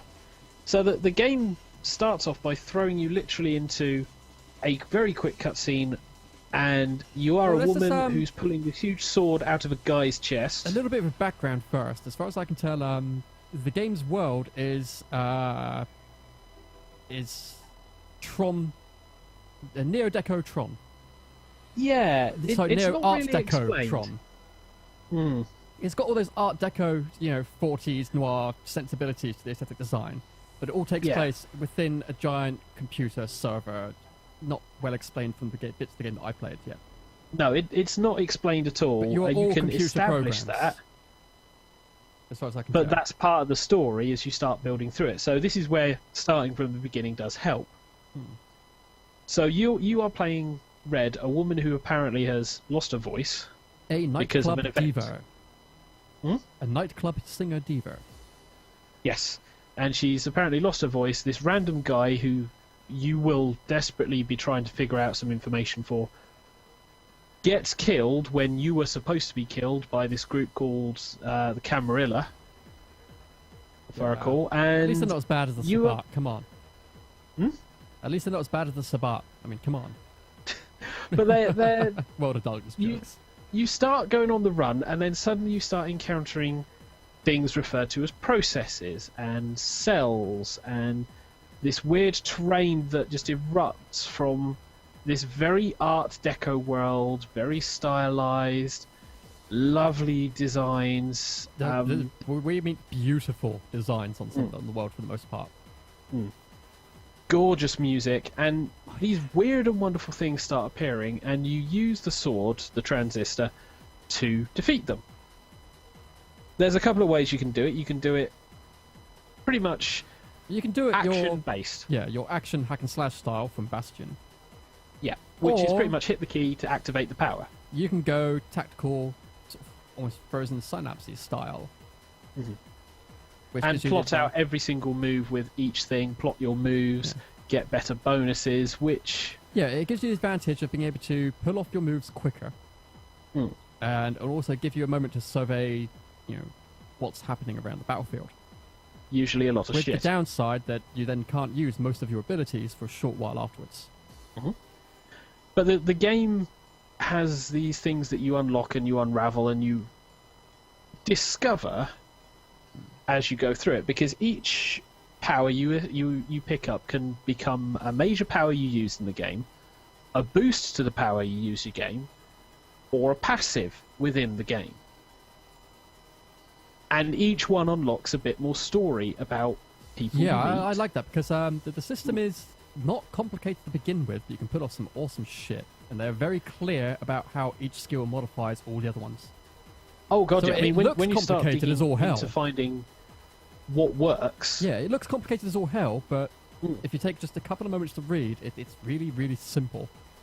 And they also it's encourage simple you. to learn. They encourage you to try out new combinations of the skills in each slot by saying, if you combine this one with this one and fight 2 battles with it, you unlock this piece of character or background information in the database. which is ostensibly helpful because you know nothing. Although About some this- of these combinations are decidedly unhelpful for a lot of people's play styles. So you might find yourself losing a fight more than once. It does happen, Yeah. but then it encourages experimentation because there's a lot of things in there that look potentially good, but then you don't use them in the right way. Well, I had one Until fight you where experiment. my 3 main moves I had available to me were Charm, the long breaker move, Yep. and Dash. Everything else was added on as passives. Well, that's So the thing. I I've, lost the I've fight barely once. used the charm. I lost the fight once, and I lost my breaker ability, leaving me with Dash and Charm. One enemy left, and all I could do was charm him and dash around until he's, an enemy again, making that fight unwinnable. But that does occasionally happen. But Yeah. I didn't actually approach it that way. I ended up with the dash move that I would dash through and make enemies vulnerable. Yeah. The area of effect blast, I'll use that a lot, and the long range laser. And then I completely changed my playstyle when I started using the bounce as a bounce. And it's like all these little things that you put together in different ways that can make it more action-based or more tactical-based. There's a mine move that you can use. If you attach it to your little quick dashy move, you actually dash and leave a small trail of explosives behind you. Yep. Little shit like that. But it also decreases the length of your dash. So everything's got pros and cons to upgrading and modifying them. Yeah. You also unlock a limiter system in this game, similar to the Bastion's try-hard system. I can't remember the name of it, where you can make the enemies harder, gain more experience, which is useful, and have more of a challenge. And some of them are piddly little things that don't really matter, and some are quite significant. Bear in mind that you have the fuck over moment of you've beaten a tough enemy, accidentally spent a fraction of a second too long dealing with another one, and then they've respawned because you haven't collected their corpse in a quick enough amount of time. Yep. And it's these little nuances that you can put together to make the combat of the game, which is a good chunk. The combat of the game is the most of your gameplay. It's not perfect a lot of the time, but it's serviceable. Well, it's brilliant the way you can have a tactical setup, and then once you drop out of that, you have certain moves that you rely on to get you the hell out of there, to deal with little bits and pieces, or you just run everything like a button mashing Diablo style, Bastion style game. Yeah. And Which it's is like I said, all this is to set do. in a lovely artistic world with beautiful, beautiful music.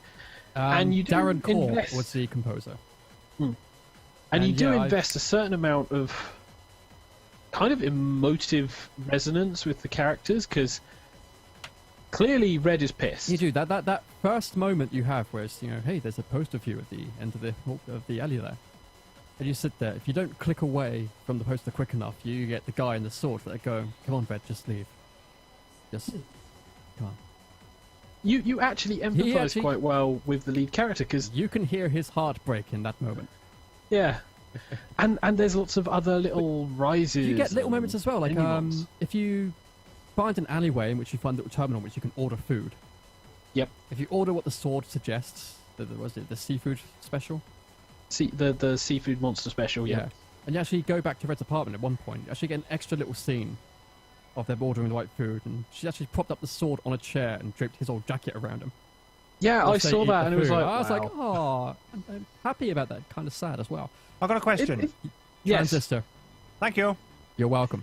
But it's this weird relationship between a woman who can't talk, a guy who saved her, but you have no idea who the hell he is. I haven't played it all the way through. I just got into the first part where you see something monstrous running through the city, and the sword guy is starting to lose his mind. That's where I am. I'm facing it. Oh, you're about half an hour to an hour ahead of where I was no longer able to play the game for a while. Yeah, I'm facing it, and But the gist I got from that was he was actually a close friend / would-be lover of hers before the event went down at the concert. we think. Because he references things that they've done together. We all the time. But then this is the other thing. He's picking up memories of other people, because these processes you have are literally bios of other people. I like that. Including the bosses. That dash move that I mentioned was one of the first ones you get. And the process, you go to the profile of the process, he's actually an ex-ace racing driver in that full 40s style, the leathers, the goggles. Yeah, it's great little bits, and you can really delve into it. I mean, I've only hit the second major boss, and there's like at least 3 other, possibly based on the storyline, big bosses, and all of the what hell Camarilla is the city? socialites. So there's a hell of a lot still to go. I mean, if this is anything like Bastion, I'm probably going to hit about halfway and then suddenly go, holy shit. I will say this. I haven't actually bought Transistor. However, about half an hour after getting the game, I went, I've got enough money to get the game or the soundtrack. I bought the soundtrack. It is lovely. There's a couple of tracks that aren't that good. I mean, Apex Beats and a couple of others. But fucking hell, just listening to Signals. Oh god, yeah. I mean, there is sections in the game where you can just literally just have pretty background with music going, and occasionally bits of narration, and it's like mood-tastic. It is so much fun. I've really enjoyed this game. From the sound of it, Felix also has been enjoying this game when he play it. It's apparently I've heard that overall the story is a lot more vague and not as well presented as it was in Bastion. But the atmosphere created by that narration you've got, the music, the aesthetics, I like those better than Bastion's, to be honest. Well, the thing with Bastion is, until you get to the end of the story, you've barely scratched the surface, and then when you restart, you start then finding everything else.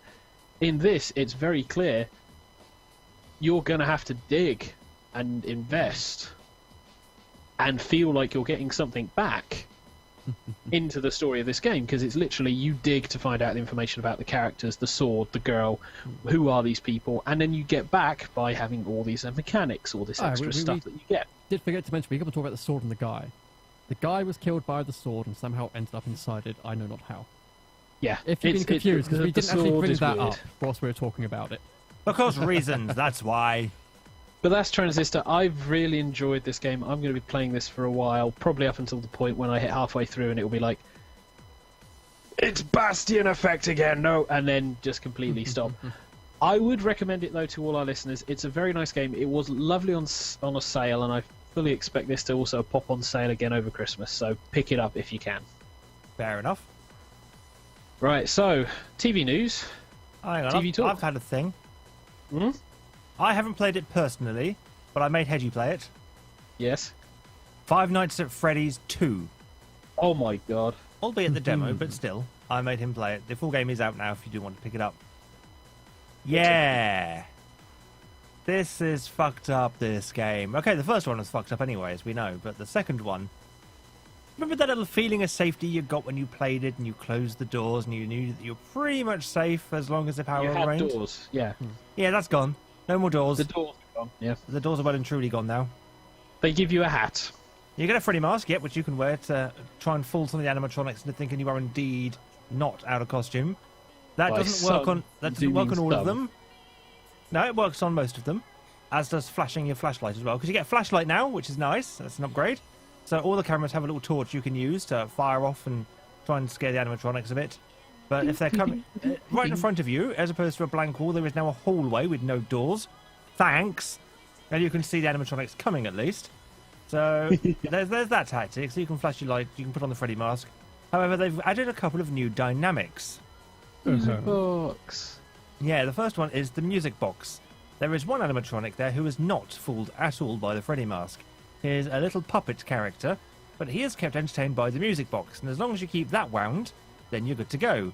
However, when you've got the Freddy head on, you can't access the security cameras, and if you can't access the cameras, you can't keep the music box wound up because it's done remotely through the cameras.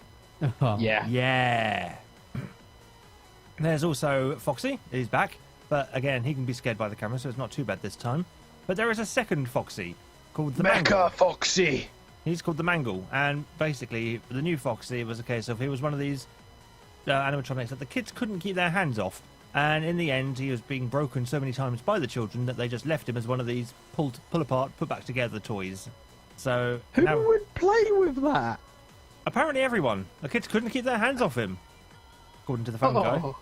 So yeah, he's now just this mangled mess of animatronic parts, and he doesn't move around in the traditional way. Instead of walking, he scurries along the ceiling or the walls like some big fuck-off animatronic spider with a fox head. Because, you know... And will sit in the room which you're in if you don't monitor him all the time. He will fuck you up. Exactly. Now, I've noticed through watching people play it online that the animatronics are no longer so patient while waiting for you. And if you're looking at the camera and they want to get you, they will interrupt the camera. So you can't just hide in the music box camera, keeping it constantly wound while ignoring everything else, because the animatronics will interrupt you and they will kill you. Whereas, Unless you get the hood on. And, well, yeah, but if you're in You camera, really you sound can't. like they're Liam Neeson animatronics. They are evil. I will interrupt you. Well, you've got the main ones. You've got Ducky and Bear and Foxy. Would you like to go through and give them the real Freddy. names? You've got Chica, who's a chicken, not a duck. You've also got Bonnie, the rabbit. Freddy, who is Freddy Fazbear, the bear of the thing. And, of course, Foxy. Now, in the original game, Foxy was kept hidden away in Pirates Cove, which was a closed-off area because it's rumoured, or the fans have created, that Foxy was the one responsible for biting a kid's frontal lobe and, well, almost killing him. Or her. But from what happens when you complete the game, you get your paycheck, and it's dated to before the first game. Thus causing this to perhaps be a prequel. And the events talked about by Phone Guy when you're playing through the game would indicate that this event is happening just before the Bite of 88. As in, the place is being closed down. They've got one more party left on the next day after the 6th night. Apparently on the 7th night, which is the one you can customise, it's a brand new security guard. Yep. And apparently, yeah, that may have been the cause of the Bite of 87. The security guard meddling with the settings and Foxy going nuts. Potentially. This is all potential now because it's going into the story of Five Nights at Freddy's, of which there is not very much mentioned in the game directly, but there's a hell of a lot of clues there to allow you to speculate your own story. Which is What half I the will fun. say is, if you're interested in this and would like to see somebody else dig through it all, Game Theory. Yeah, Game Theory did, the Game Yes. Theorists did a very good video on the first game. A bit of what they say has kind of been proven wrong in the second, but since the second one is a Yeah. prequel, Like I it's said, still all I- up in the air. Never get along well with half of their videos because a lot of the time they assume something and then make everything else fit that. Even when it Well, this flies is in the thing, face it's of a all other- theory. Yeah. Yeah, It's it's their companion cube video that I just started going. Ugh. But it's Lot of just bad a theory. assumptions, guys. It's just a theory.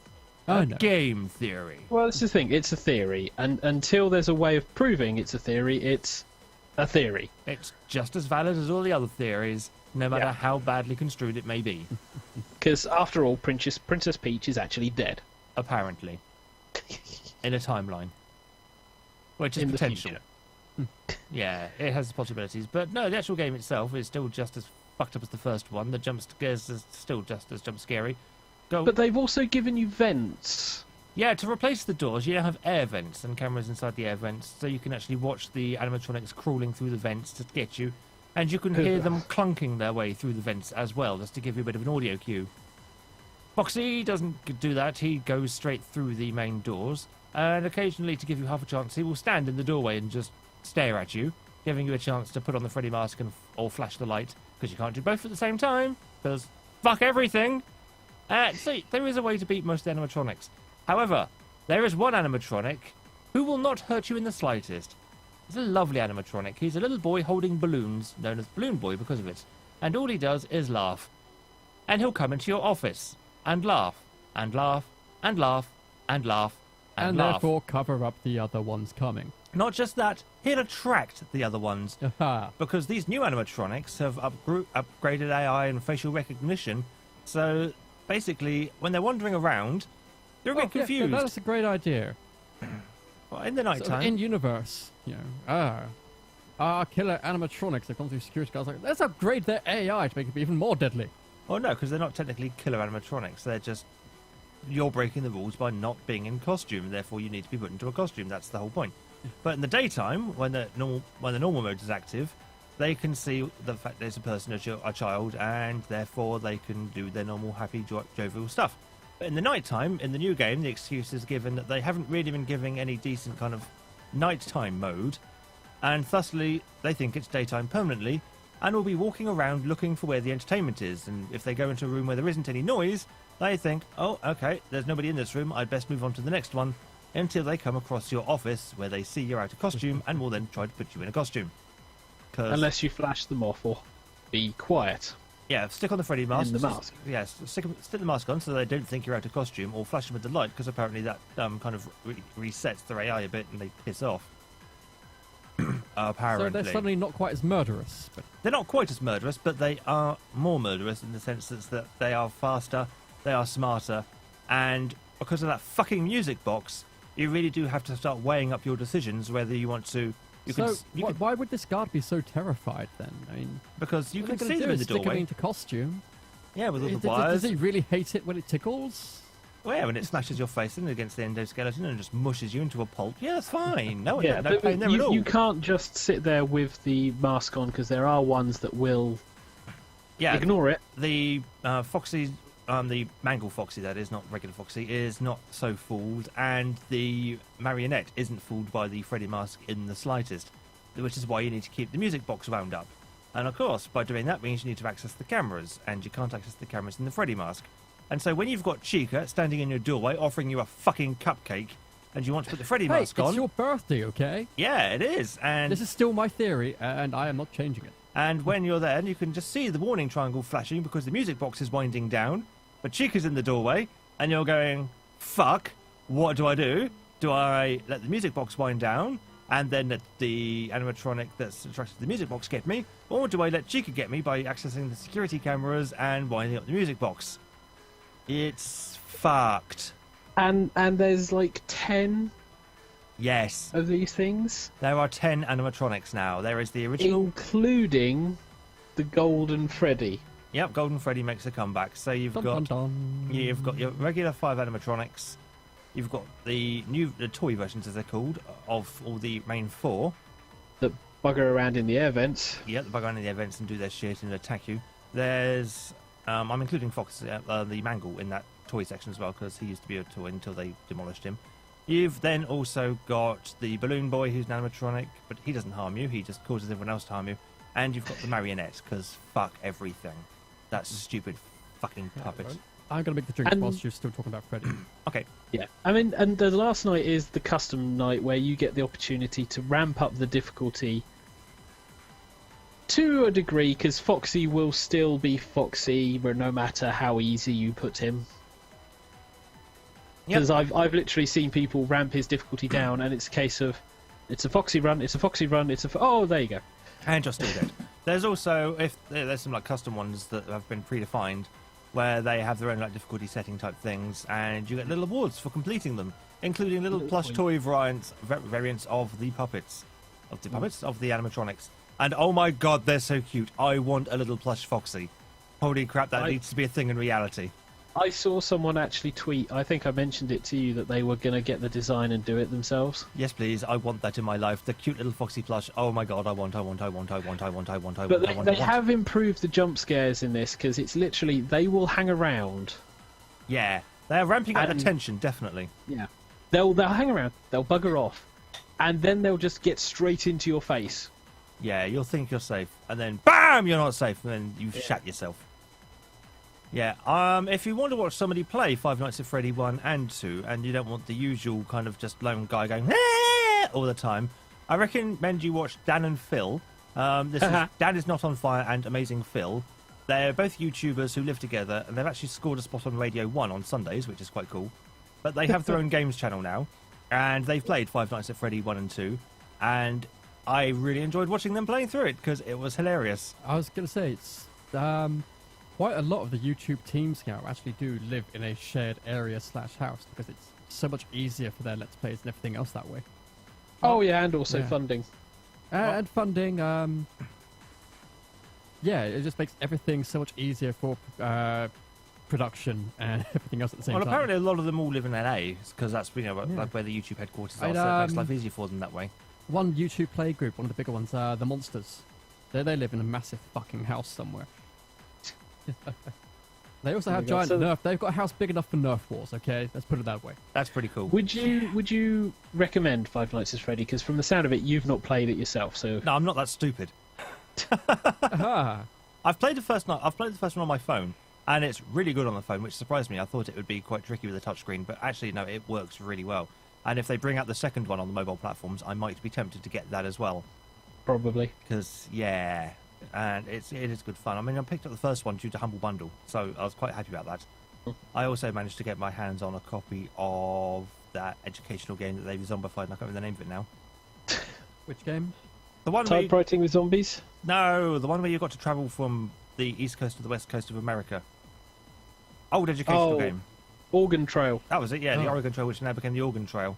NerdCube played that, and when I saw that was available in the Humble Bundle as well, I was thinking, I've got to get this bundle. I've had to avoid the Humble Bundle with my budget being what it is at the moment. It's bad for you. It is so I bad know. for you. Dear God. Anyway, TV talk. Yeah. So to start with, Children in Need. That happened, didn't it? It was mostly Yeah, that happened. normal and as good as a telethon will probably get in this day and age.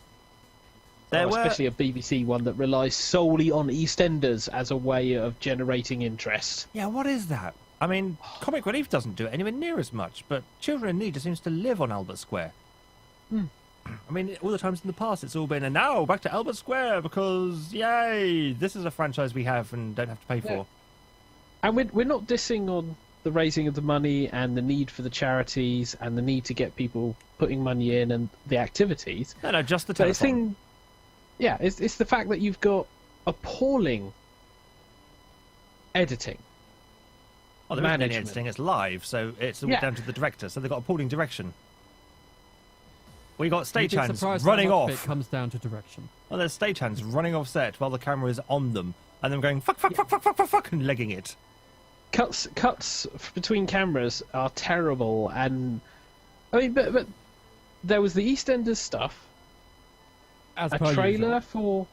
for the Good Wife, the midwife Oh, stuff. quick question for you guys. Speaking of long-running BBC things, Yeah, The Archers is still going, right? on radio, Yeah. yes. Yes, good. So I was just Yeah, trying to so remember you- if it was or wasn't. Yeah, it is. Still going. Celine was quite amused at the idea that radio dramas are still a thing for this long. Yeah, I mean, it's been Oh, going yeah, since the 60s. depends where you isn't That's go. the longest running radio serial at this point. it? Mm-hmm. Yeah. But no, But, this telethon was interesting. They had a few segments. They had a Doctor Who segment, which was shit. Trailer for the Christmas special. It wasn't so much a trailer, it was just like a normal extra bit. But for this year, the extra bit was about 4 lines and about 2 seconds long. Oh. Shittest extra bit ever. It makes me doubt whether or not I want to watch the Christmas special. That's Well, what happened how to good the it old, was. full-on thing? Do you remember Rowan Atkinson's Yeah. logical conclusion of a time travel battle? Do you know what I did? Yeah. On Saturday, I actually went to YouTube and I found Dimensions in Time, which was the Children in Need special they did years ago that was filmed in 3D. And I recreated the 3D glasses because I researched how to make them. And it's the Pulitzer effect or the Pullman effect or something. And basically what it entails is a single camera, but its motion is what creates the 3D because you wear a dark lens over one eye and that delays what that eye sees by a few fractions of a second. And Yeah. using that technique with the motion of how the camera moves, it then creates the illusion of 3D with a single camera. So you don't get any of that ghosting and lag you get when you're watching a 3D movie that's designed for two lenses, which was quite easy. So I got my cinema 3D glasses because I got 2 pairs of them, put them on. I then used a second pair of the 3D glasses to basically use the polarization to darken out one of the lenses until it was to a level that the 3D would allow, and I got to watch the entire special in 3D. And I sat there going, this is actually quite an easy effect. And if you don't have any 3D glasses, all you need to do is get an old pair of sunglasses and just pop out the left lens, and you'll get the 3D effect that way. I was like, that's really easy to do. It's also not too bad a little episode thing that they did. It wasn't too bad at that episode. They're constantly jumping between doctors, but again, it was all filmed in Albert Square, well, for the most part. So it was a big kind of Doctor Who EastEnders crossover thing. But it was actually quite fun and quite silly. Yeah. And yeah, I quite enjoyed it. And yeah, it was certainly better than what we got this year anyway. Yeah, which is a shame. But in moving on to the other TV stuff, I caught up with the not quite recent Constantine episode. Yay. Still not seen any of that. So your most recent episode was the Papa Midnight one. Yeah, the introduction of the apparently evil but not quite evil guy. Oh, no, he is very much evil. He is the He evil needs one. to stop moustache twirling the evil. Oh, he's not evil then, is he? He's got to be moustache twirling the He evil will to be do evil. horrible things in order to advance himself. Yeah, he's very He's the power for altruistic. power's sake guy. That's not evil. That's just being a member on The Apprentice. But no, basically, Papa's Midnight thing is that he believes that his personal power is the thing that's above all else. So he'll do anything necessary, fuck Yeah. over people in order to make sure that he gets the power instead of somebody else. Which So is he's a Sylar. nice contrast to Constantine, because Constantine is one who feels that these things need to be kept away from the general or destroyed, which was kind of a very good juxtaposition in the episode because they don't introduce Papa to begin with. The thing is, they've already made changes to bring it more in line with canon, like replacing what's her face with Z. And if you read Very the comics, helpful. you know Zed's ultimate position in the series. Well, in the comic books, certainly. In the comic, they have actually stayed very close to the comics as far as everything else is concerned. In the comics, Zed sort of tags along with Constantine until it comes to the point where she's basically his right-hand girl. So, yeah. Pete keeps going But the quiet at these moments. The episode just starts off with the whole... I think it's kind of like the urban legend style of record message, crossing over with... You have the Crossroads Yeah. style. Which was another failed soap opera, but we won't go into.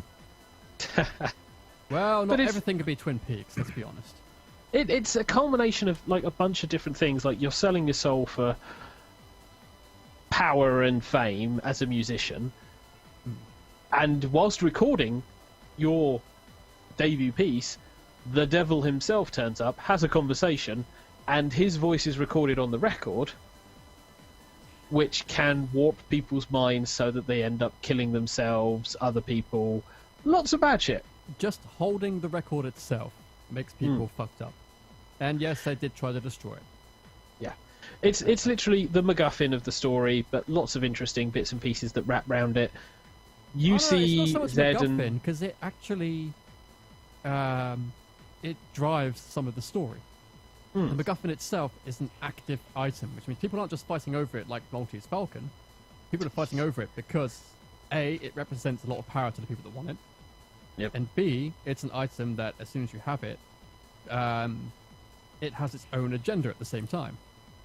It's very much the Ring from Lord of the Rings, which was less of a MacGuffin and more of a driving force. more of a thing that could have been attached to an eagle and gone go. It's the magical plot hole device.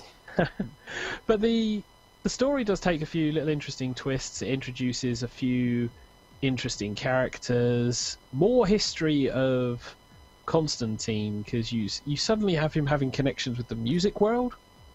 And Well, it's he like, knows he a knows guy these who- people. Oh, come on. He's from a certain part of the UK in which everybody during the 80s was part of some garage punk band. Or Peter And then Farring. transposed to America. Yeah. Well, you had to go very much back then. But it was a really lovely episode. The pacing was very, very nice. It built up to a very nice... It flagged once Conclusion. or twice, but those were only momentary lapses.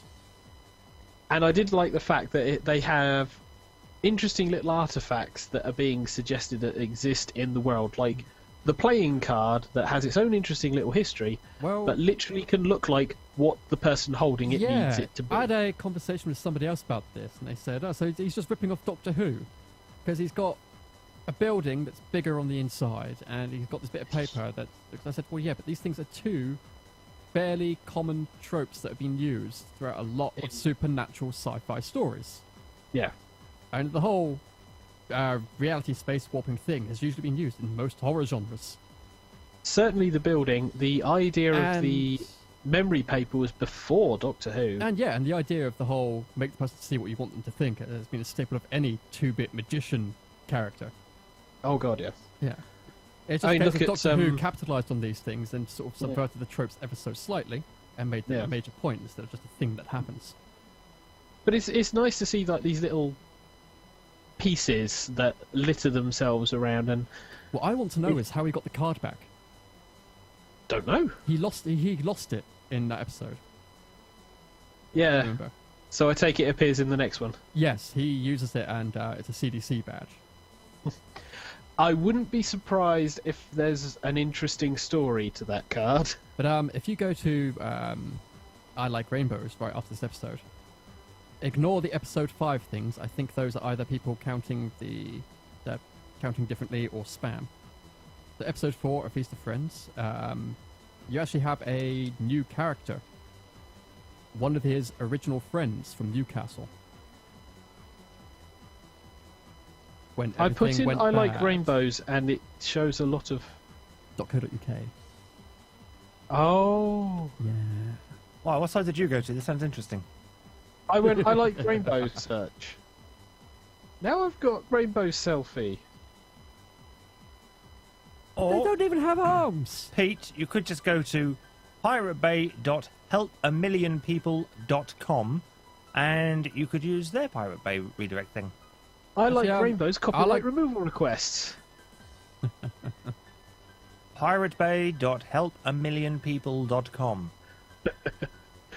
I'll wait for Easy But, TV. They'll get round Yeah, to it. they're. I think they're taking the stance that the pilot episode never happened. It kind of did, though. Did I we know see it? they're not referencing it. The map. Oh, the map has been brought in, but he's re-explained a lot of the things that he explained back in the first episode, like with the map and what he's doing with it, with the scrying and everything else. Yeah, but So basically, because this comes back to the artifacts, I was going to say, Dr. Fate's helmet showed up in the first episode, and then I've sort of been realizing that no, they sort of like very quietly pushed the pilot episode, good as it was, sort of into non-continuity and started over with Zed and her introduction in the mining town. well, I've kind of got the feeling that maybe. And I can see why they Little did it. feedback. They didn't necessarily have to, but it does make things less confusing for people later. If they Oh sort of yeah, go, but that was just a it one-off references episode. back enough. It references back enough. But that's Constantine. Flash. Oh, Yeah, this is getting. I've heard Arrow Interesting. has suddenly gotten good again. Arrow. Well, I've seen the trailers and they actually have a female Cupid involved. Well, I know. and it's like, What's his face has donned the costume as well now. yeah, his sidekick. But I've not seen. And first all of season the Arrow. fangirls are just sat there going, "Oh," because he's able to go, "You're not going to abandon me, are you, Oliver? I'll never Yes, abandon you again." Yes, you will.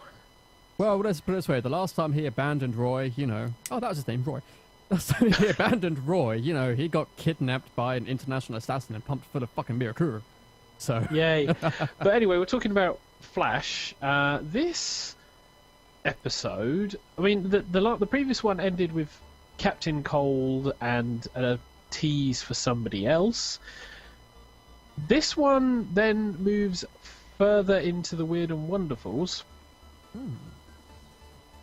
But it's a lot more character development again, and also the reveal within this episode that the dad knew that he had a crush on his daughter. Oh god, so long. Oh, just a quick aside. Apparently, the recent Penguin episode of Gotham was a masterpiece. Really. Apparently, that original villain they've included and the Penguin, the episodes with them are actually the best written episodes of the series. So I might have to go back and watch them. But this is the introduction of another metahuman called Plastique, who has the ability to turn anything she touches into a literal plastic explosive. And she's not psychotic. Ish. They introduce this other guy who apparently is searching for metahumans in order to use them. Of course. As kind of an opponent to Dr. Wells, but during this episode you have Dr. Wells basically turning around and going, the only way you're going to get out of this is if you go off and kill General Wade. And if it makes you feel any better, Fetus, I recognised your bison. Of course! Thank you. It's the cadence that does it. And then right how at they the go out of the end way to they make me feel even better. bring in the character Grood or Grodd. Grodd. Gorilla Grodd, Yes. who is another mainstay in It's a the double DC D, Flash so villains.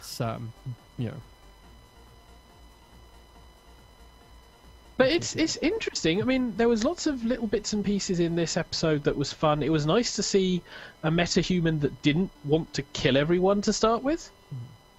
I like of, that because it means at least you've started to have balance between the guys who want to use it for crime and the guys who potentially could become heroes afterwards. Kind of surprises me that Gorilla Grodd is a thing in the live-action series.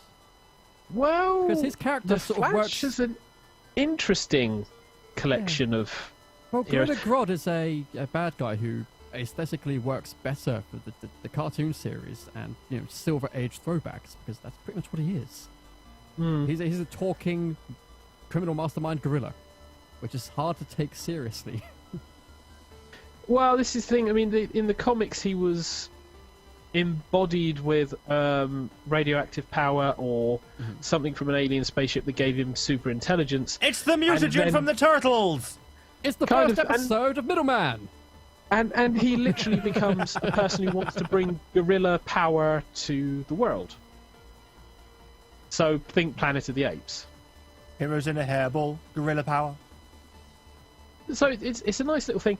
But I mean, He was in really looking awkward at some during of Gorilla the... Grodd's puberty years, because he kept on checking himself in the mirror to see if he'd become a silverback yet.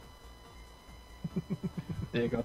But in looking at the bits and pieces that we're seeing with Dr. Wells, because some people have got the theory that he's Reverse Flash, but Zoom, it doesn't seem to be the case. Do you mean Zoom? Yeah, Professor Zoom or Reverse Here's Flash. the weird thing. Is he doing the ring thing in the series? The ring thing. Yeah. Keeps his costume in a ring. No. Because the weird thought I just suddenly realised is that, the Flash keeps his costume in a ring. And you just see Yeah, him that's- pull it out once he's at super speed. But that means he gets naked at super speed in front of everybody. Well, his suit explodes off of him, and Is he that why literally he's has to called run the away Flash? and throw it Yeah, off. but the thing is that it's already well established that Superman can see the Flash moving at super speed. That means that the Flash has been naked in front of everybody, and Superman has seen everything. But it's interesting to see War. the episodes that are being suggested going forward for the Flash, because it looks like we're going to see Flash against the Arrow, possibly, and certainly the suggestion of Professor Zoom later on this year. So there's a big build-up. Imagine a Certainly. live-action Flashpoint paradox. Lastly, then S.H.I.E.L.D. Yeah, do you want to quickly finish making the drinks before we do that? Yes, please. I'll talk Very about quickly. I'll talk about what I've seen in the meantime then. Okay. So Peter Okay. doesn't get all of the limelights. But yeah, so I've seen a couple of cartoons this week for my TV talk. Yep. Yeah, Teenage Mutant Ninja Turtles is the first one. And in this episode, they're still stuck in the forest outside of New York after having abandoned it in season 2. And they all end up falling asleep and encountering the Dream Beavers. Which is That's about... right. That's what I heard whilst not paying attention. Yep, it's as ridiculous Dream- as it sounds. Beavers. You get 3 Dream Beavers who give the Raphael, Donatello, and Leonardo a very hard time in their dreams. And then you also get a 4th one called Dave, who is in Michelangelo's dream. And Dave. yeah, and he is the antithesis of evil. Everything is candy and bright and colourful and lovely and delicious. But their main goal is to absorb all the energy. Oh, I have tea. Hang on. Haha. Thank you, Mr. Fearless. I have teas. Yay. Yeah, but the idea is that they are destined to get into our world and they're trying to absorb as much energy as they can from people when they basically enter their dreams, drain their life, and then basically kill them and eat them. Lovely. And Because that's- they're humanitarians. yeah, Om nom No, nom because nom. they're Dream Beavers. because humanity is tasty. And Don't mind me, I'm just getting all of the tablets. And so they enter the turtles' dreams. There is a chap, though, who hasn't slept in 40 years, who encountered the Dream Beavers and managed to entomb them I'm in... sorry, I just keep hearing the words dream beavers. Yeah. Yeah. He managed to entomb them in a device which is hidden in a book. And should they ever escape this device, they will enter into our world, and that will be a bad thing, trademark. The chap who owns this book ends up being dragged back to the house in a hope to try and cure the turtles of their endless sleep, because April and Casey can't wake them. And it transpires that should this device be smashed by Casey Jones, then the Dream Beavers would indeed pop into our world. So Casey smashes said device to... So they're the imaginary friend critters from South Park. Yeah, kind of. So Casey Jones smashes this device, and the Dream Beavers do indeed enter our world, whereupon they can cause mass destruction and mayhem and havoc. Or at least they could if they weren't about 1.5 feet tall and about as threatening as a newt. And surrounded by 4 irate turtles. Oh, this is a rewrite of a certain Ray Bradbury story, isn't it? Maybe. The whole The alien that comes to Earth to take over, finds out he's the size of a flea, ends up just, crawling into the ear of a dog and trying to force it to kill its owner. It's the only thing he can actually try to do. Now, the Dream Beavers looked at their situation and went, shit, we'll be out of here then, bye-bye. And they all left. And the chap was like, oh, thank God, now I can go to sleep, and just promptly fell asleep on the floor in front of the turtles. I love those reversals, though. You remember the Judge episode of Buffy? No. Yep. Basically, it's he cannot be killed by any weapon. It's a case they just grab a Any bazooka and go, that was weapon then, this is now. By man. Yeah. Well, no, it was even a case of they just grabbed a bazooka and went, weapons have moved on since then. Come on. Kabumski. And yeah, he just basically got summoned. 5 seconds after his summoning, they kill him with military grade weaponry. That was a good That was season. a 'cause fun you had episode. Spike and Cordelia. You actually had and... it's Angelus and Drusilla. In this case, if the bazooka comes up, they both have their oh shit faces and dive out the way. And the judge's last words are, "What's that then?" So yeah, the Dream Beavers episode of The Turtle was a nice fluff episode that didn't really expand the story, but it did just provide a nice light-hearted little episode of fluff and fun before we get into the actual nitty-gritty of the series, because they are eventually going to have to go back to New York and encounter the Krang, take them on, and see if they can win the day. Although Krang the Krang. Indeed, but with the 4th series confirmed, it's not entirely too clear on when that's going to happen. At the start of the 4th series. Maybe, or maybe it's going to be the finale of the 3rd one. We don't know. We shall see. Other news, I've also watched episodes 3 and 4 of Sonic Boom, which is the accompanying Sonic TV Boom, series Sonic for the... Boom. Yes, we know how the song goes. Stupid American Sonic CD. Boom, Sonic Boom. Sonic Mute. And yeah, so this was the accompanying TV series for the Wii and DS Sonic games that are coming out or have come out now. I can't remember which, if they're even out in this country yet. And so far, the TV series has actually been really quite enjoyable and entertaining. It seems that they all now Robotnik and the gang live reasonably close to each other, and Robotnik is indeed devising his many ways of taking over the Sonic's world and killing off the lead characters. In the first episodes, we saw Robotnik crashing with the guys and doing other things. In episode 3, Tails has created a universal translator, which will not just translate any language into English, but if there's nothing to translate, i.e. English to English, it will instead give you the hidden message behind the words. So if you were looking at something you didn't like and said, yeah, that's brilliant, the device would translate that into, oh my god, I think that's a piece of crap. Of course, this then starts causing infights between the team, as, of course, they're all saying one thing and meaning the complete opposite. So Robotnik's like, this is a genius device, I need to steal it and replace it with a device that says what I want it to say. So he does just that, and starts then basically abusing the team. They all blame each other because of it. And Tails goes, well, this is obviously not my machine, it's Robotnik's look. And they're like, yeah, we don't care. So Tails goes, fine, I'm off to get my device back myself. Flies over to Robotnik's lair and says, look, give me back my robots. Robotnik goes, or what? And Tails is like, actually, you raise a good point there. So in the end, he didn't think this one through. Yeah. In the end, he devises a plan where he is going to work for Robotnik in exchange for the safe release of his little gizmo, and records a little message saying, look, I'm fine, I'm working for Robotnik now, don't come and rescue me. And he sends the device off, and the device translate finds Sonic Gang and replays the message, and then translate Tails' actual meaning of help, shit, help, fuck, help, get me out of here. So the gang go and save Tails. Robotnik was writing up a contract, so obviously the hirement was legal, effectively. Of course, that doesn't get done in time, and so Tails is able to rejoin Sonic's team in order to kick the ass of Robotnik's minions and BattleBots and goons and things, and it all has a happy ever after ending. And the 4th episode is Styx, the new character, being forced to adopt a pet, and she ends up adopting this little mechanical dog thing, which causes grief to everyone, but she loves it. Ends up being given a present by Robotnik, who then turns it into a big mecha evil killing device. Styx manages to save the day, and in the end has to give up the pet anyway, because it turns out he's an evil death robot and therefore isn't really pet material. And it's all sad, and everyone's like, aww. But what makes me laugh about this series the most is that the episode where Styx gets the pet, it starts off with an anti-fireman, which is a robot decked out like a fireman, but instead of putting out fires, he's causing them. And they're all running around going, well, ah, crap, what do we do? And Robotnik is just sat on a park bench reading the paper. And Sonic's chatting to him like old friends. Robotnik's going, why does everybody assume that all these evil creations are mine? And Sonic's like, experience? And he's not trying to capture Sonic, and Sonic's not trying to kick Robotnik's ass. They're just stood there chatting away as if they were old friends.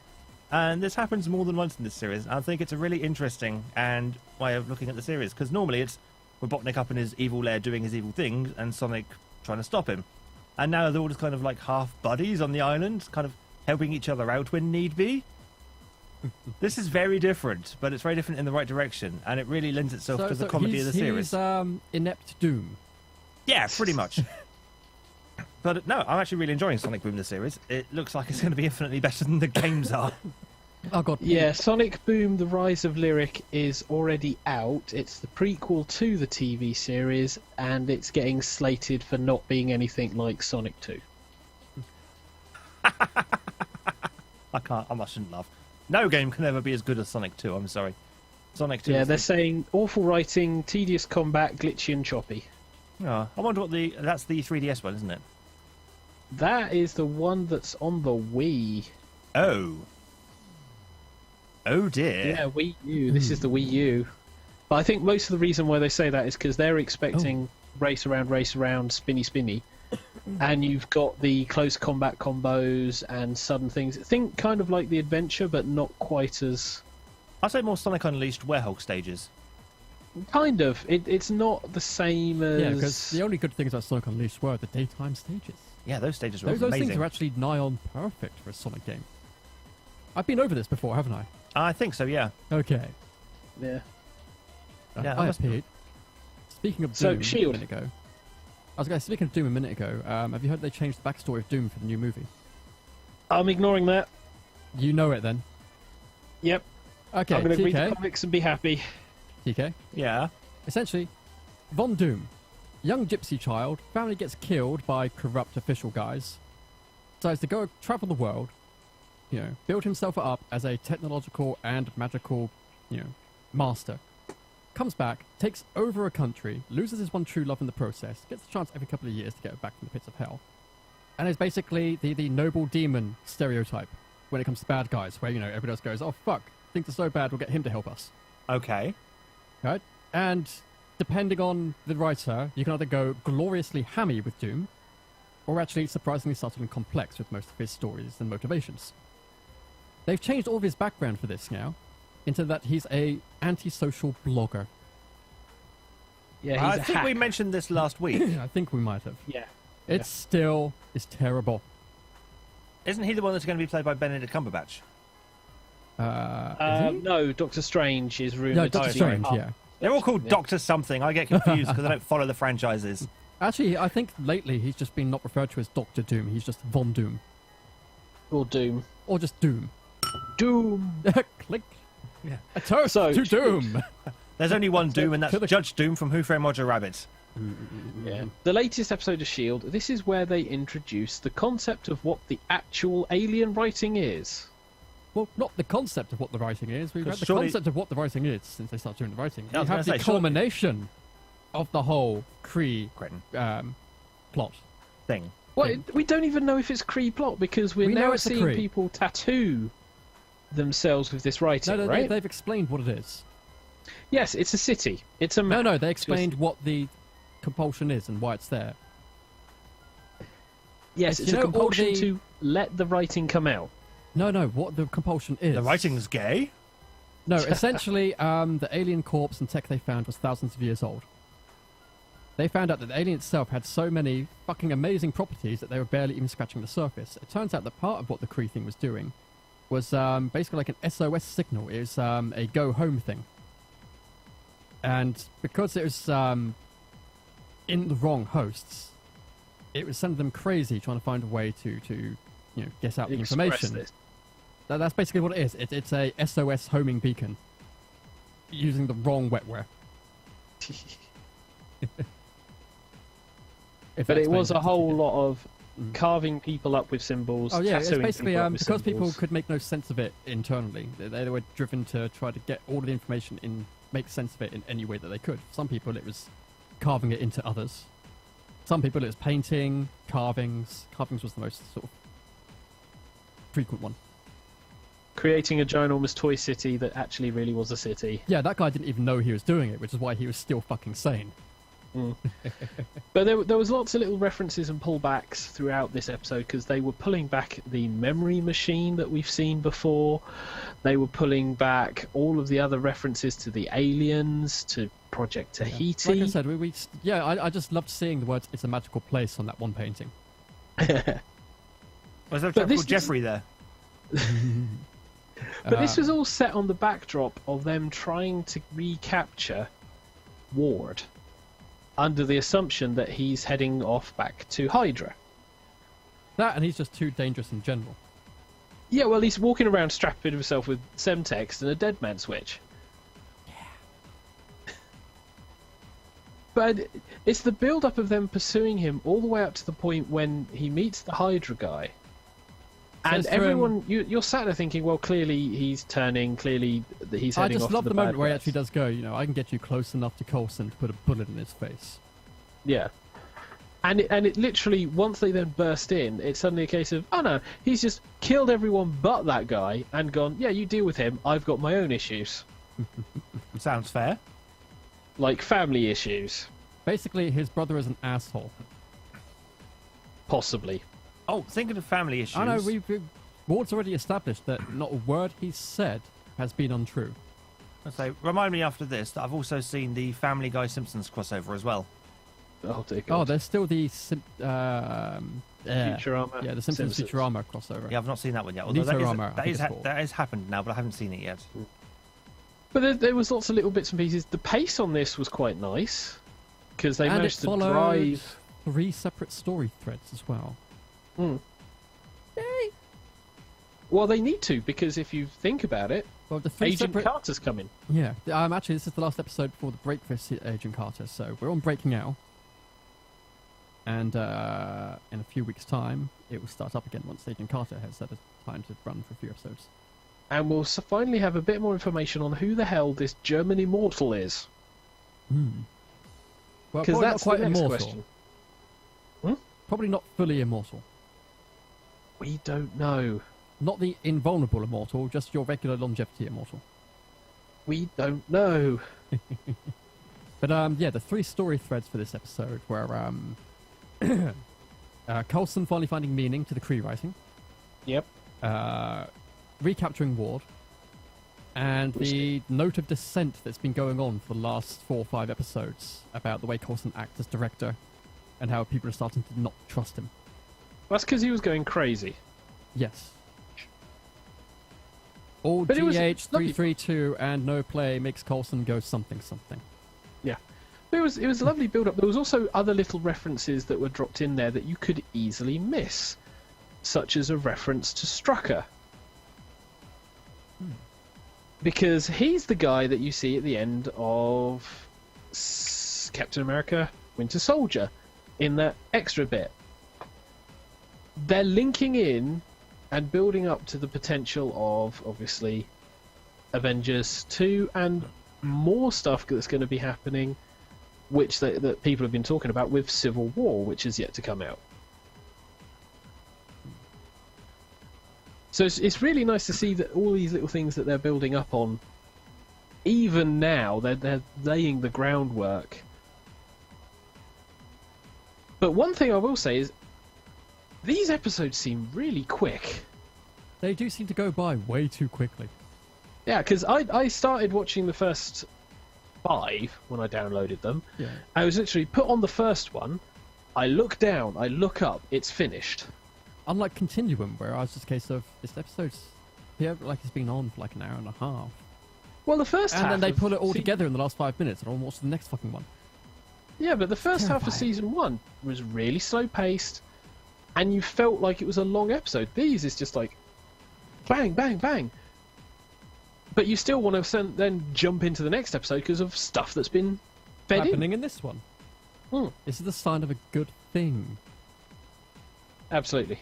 Well, this is a bit like the first series of Heroes. Not really, because Heroes was like Well- 40 to 50 minutes. Yeah, but some of those episodes did feel quite Yeah, fast, so- and so when they it's- ended, you wanted to jump straight into the next one. So is Agents Oh, of yeah. Shield. Hmm.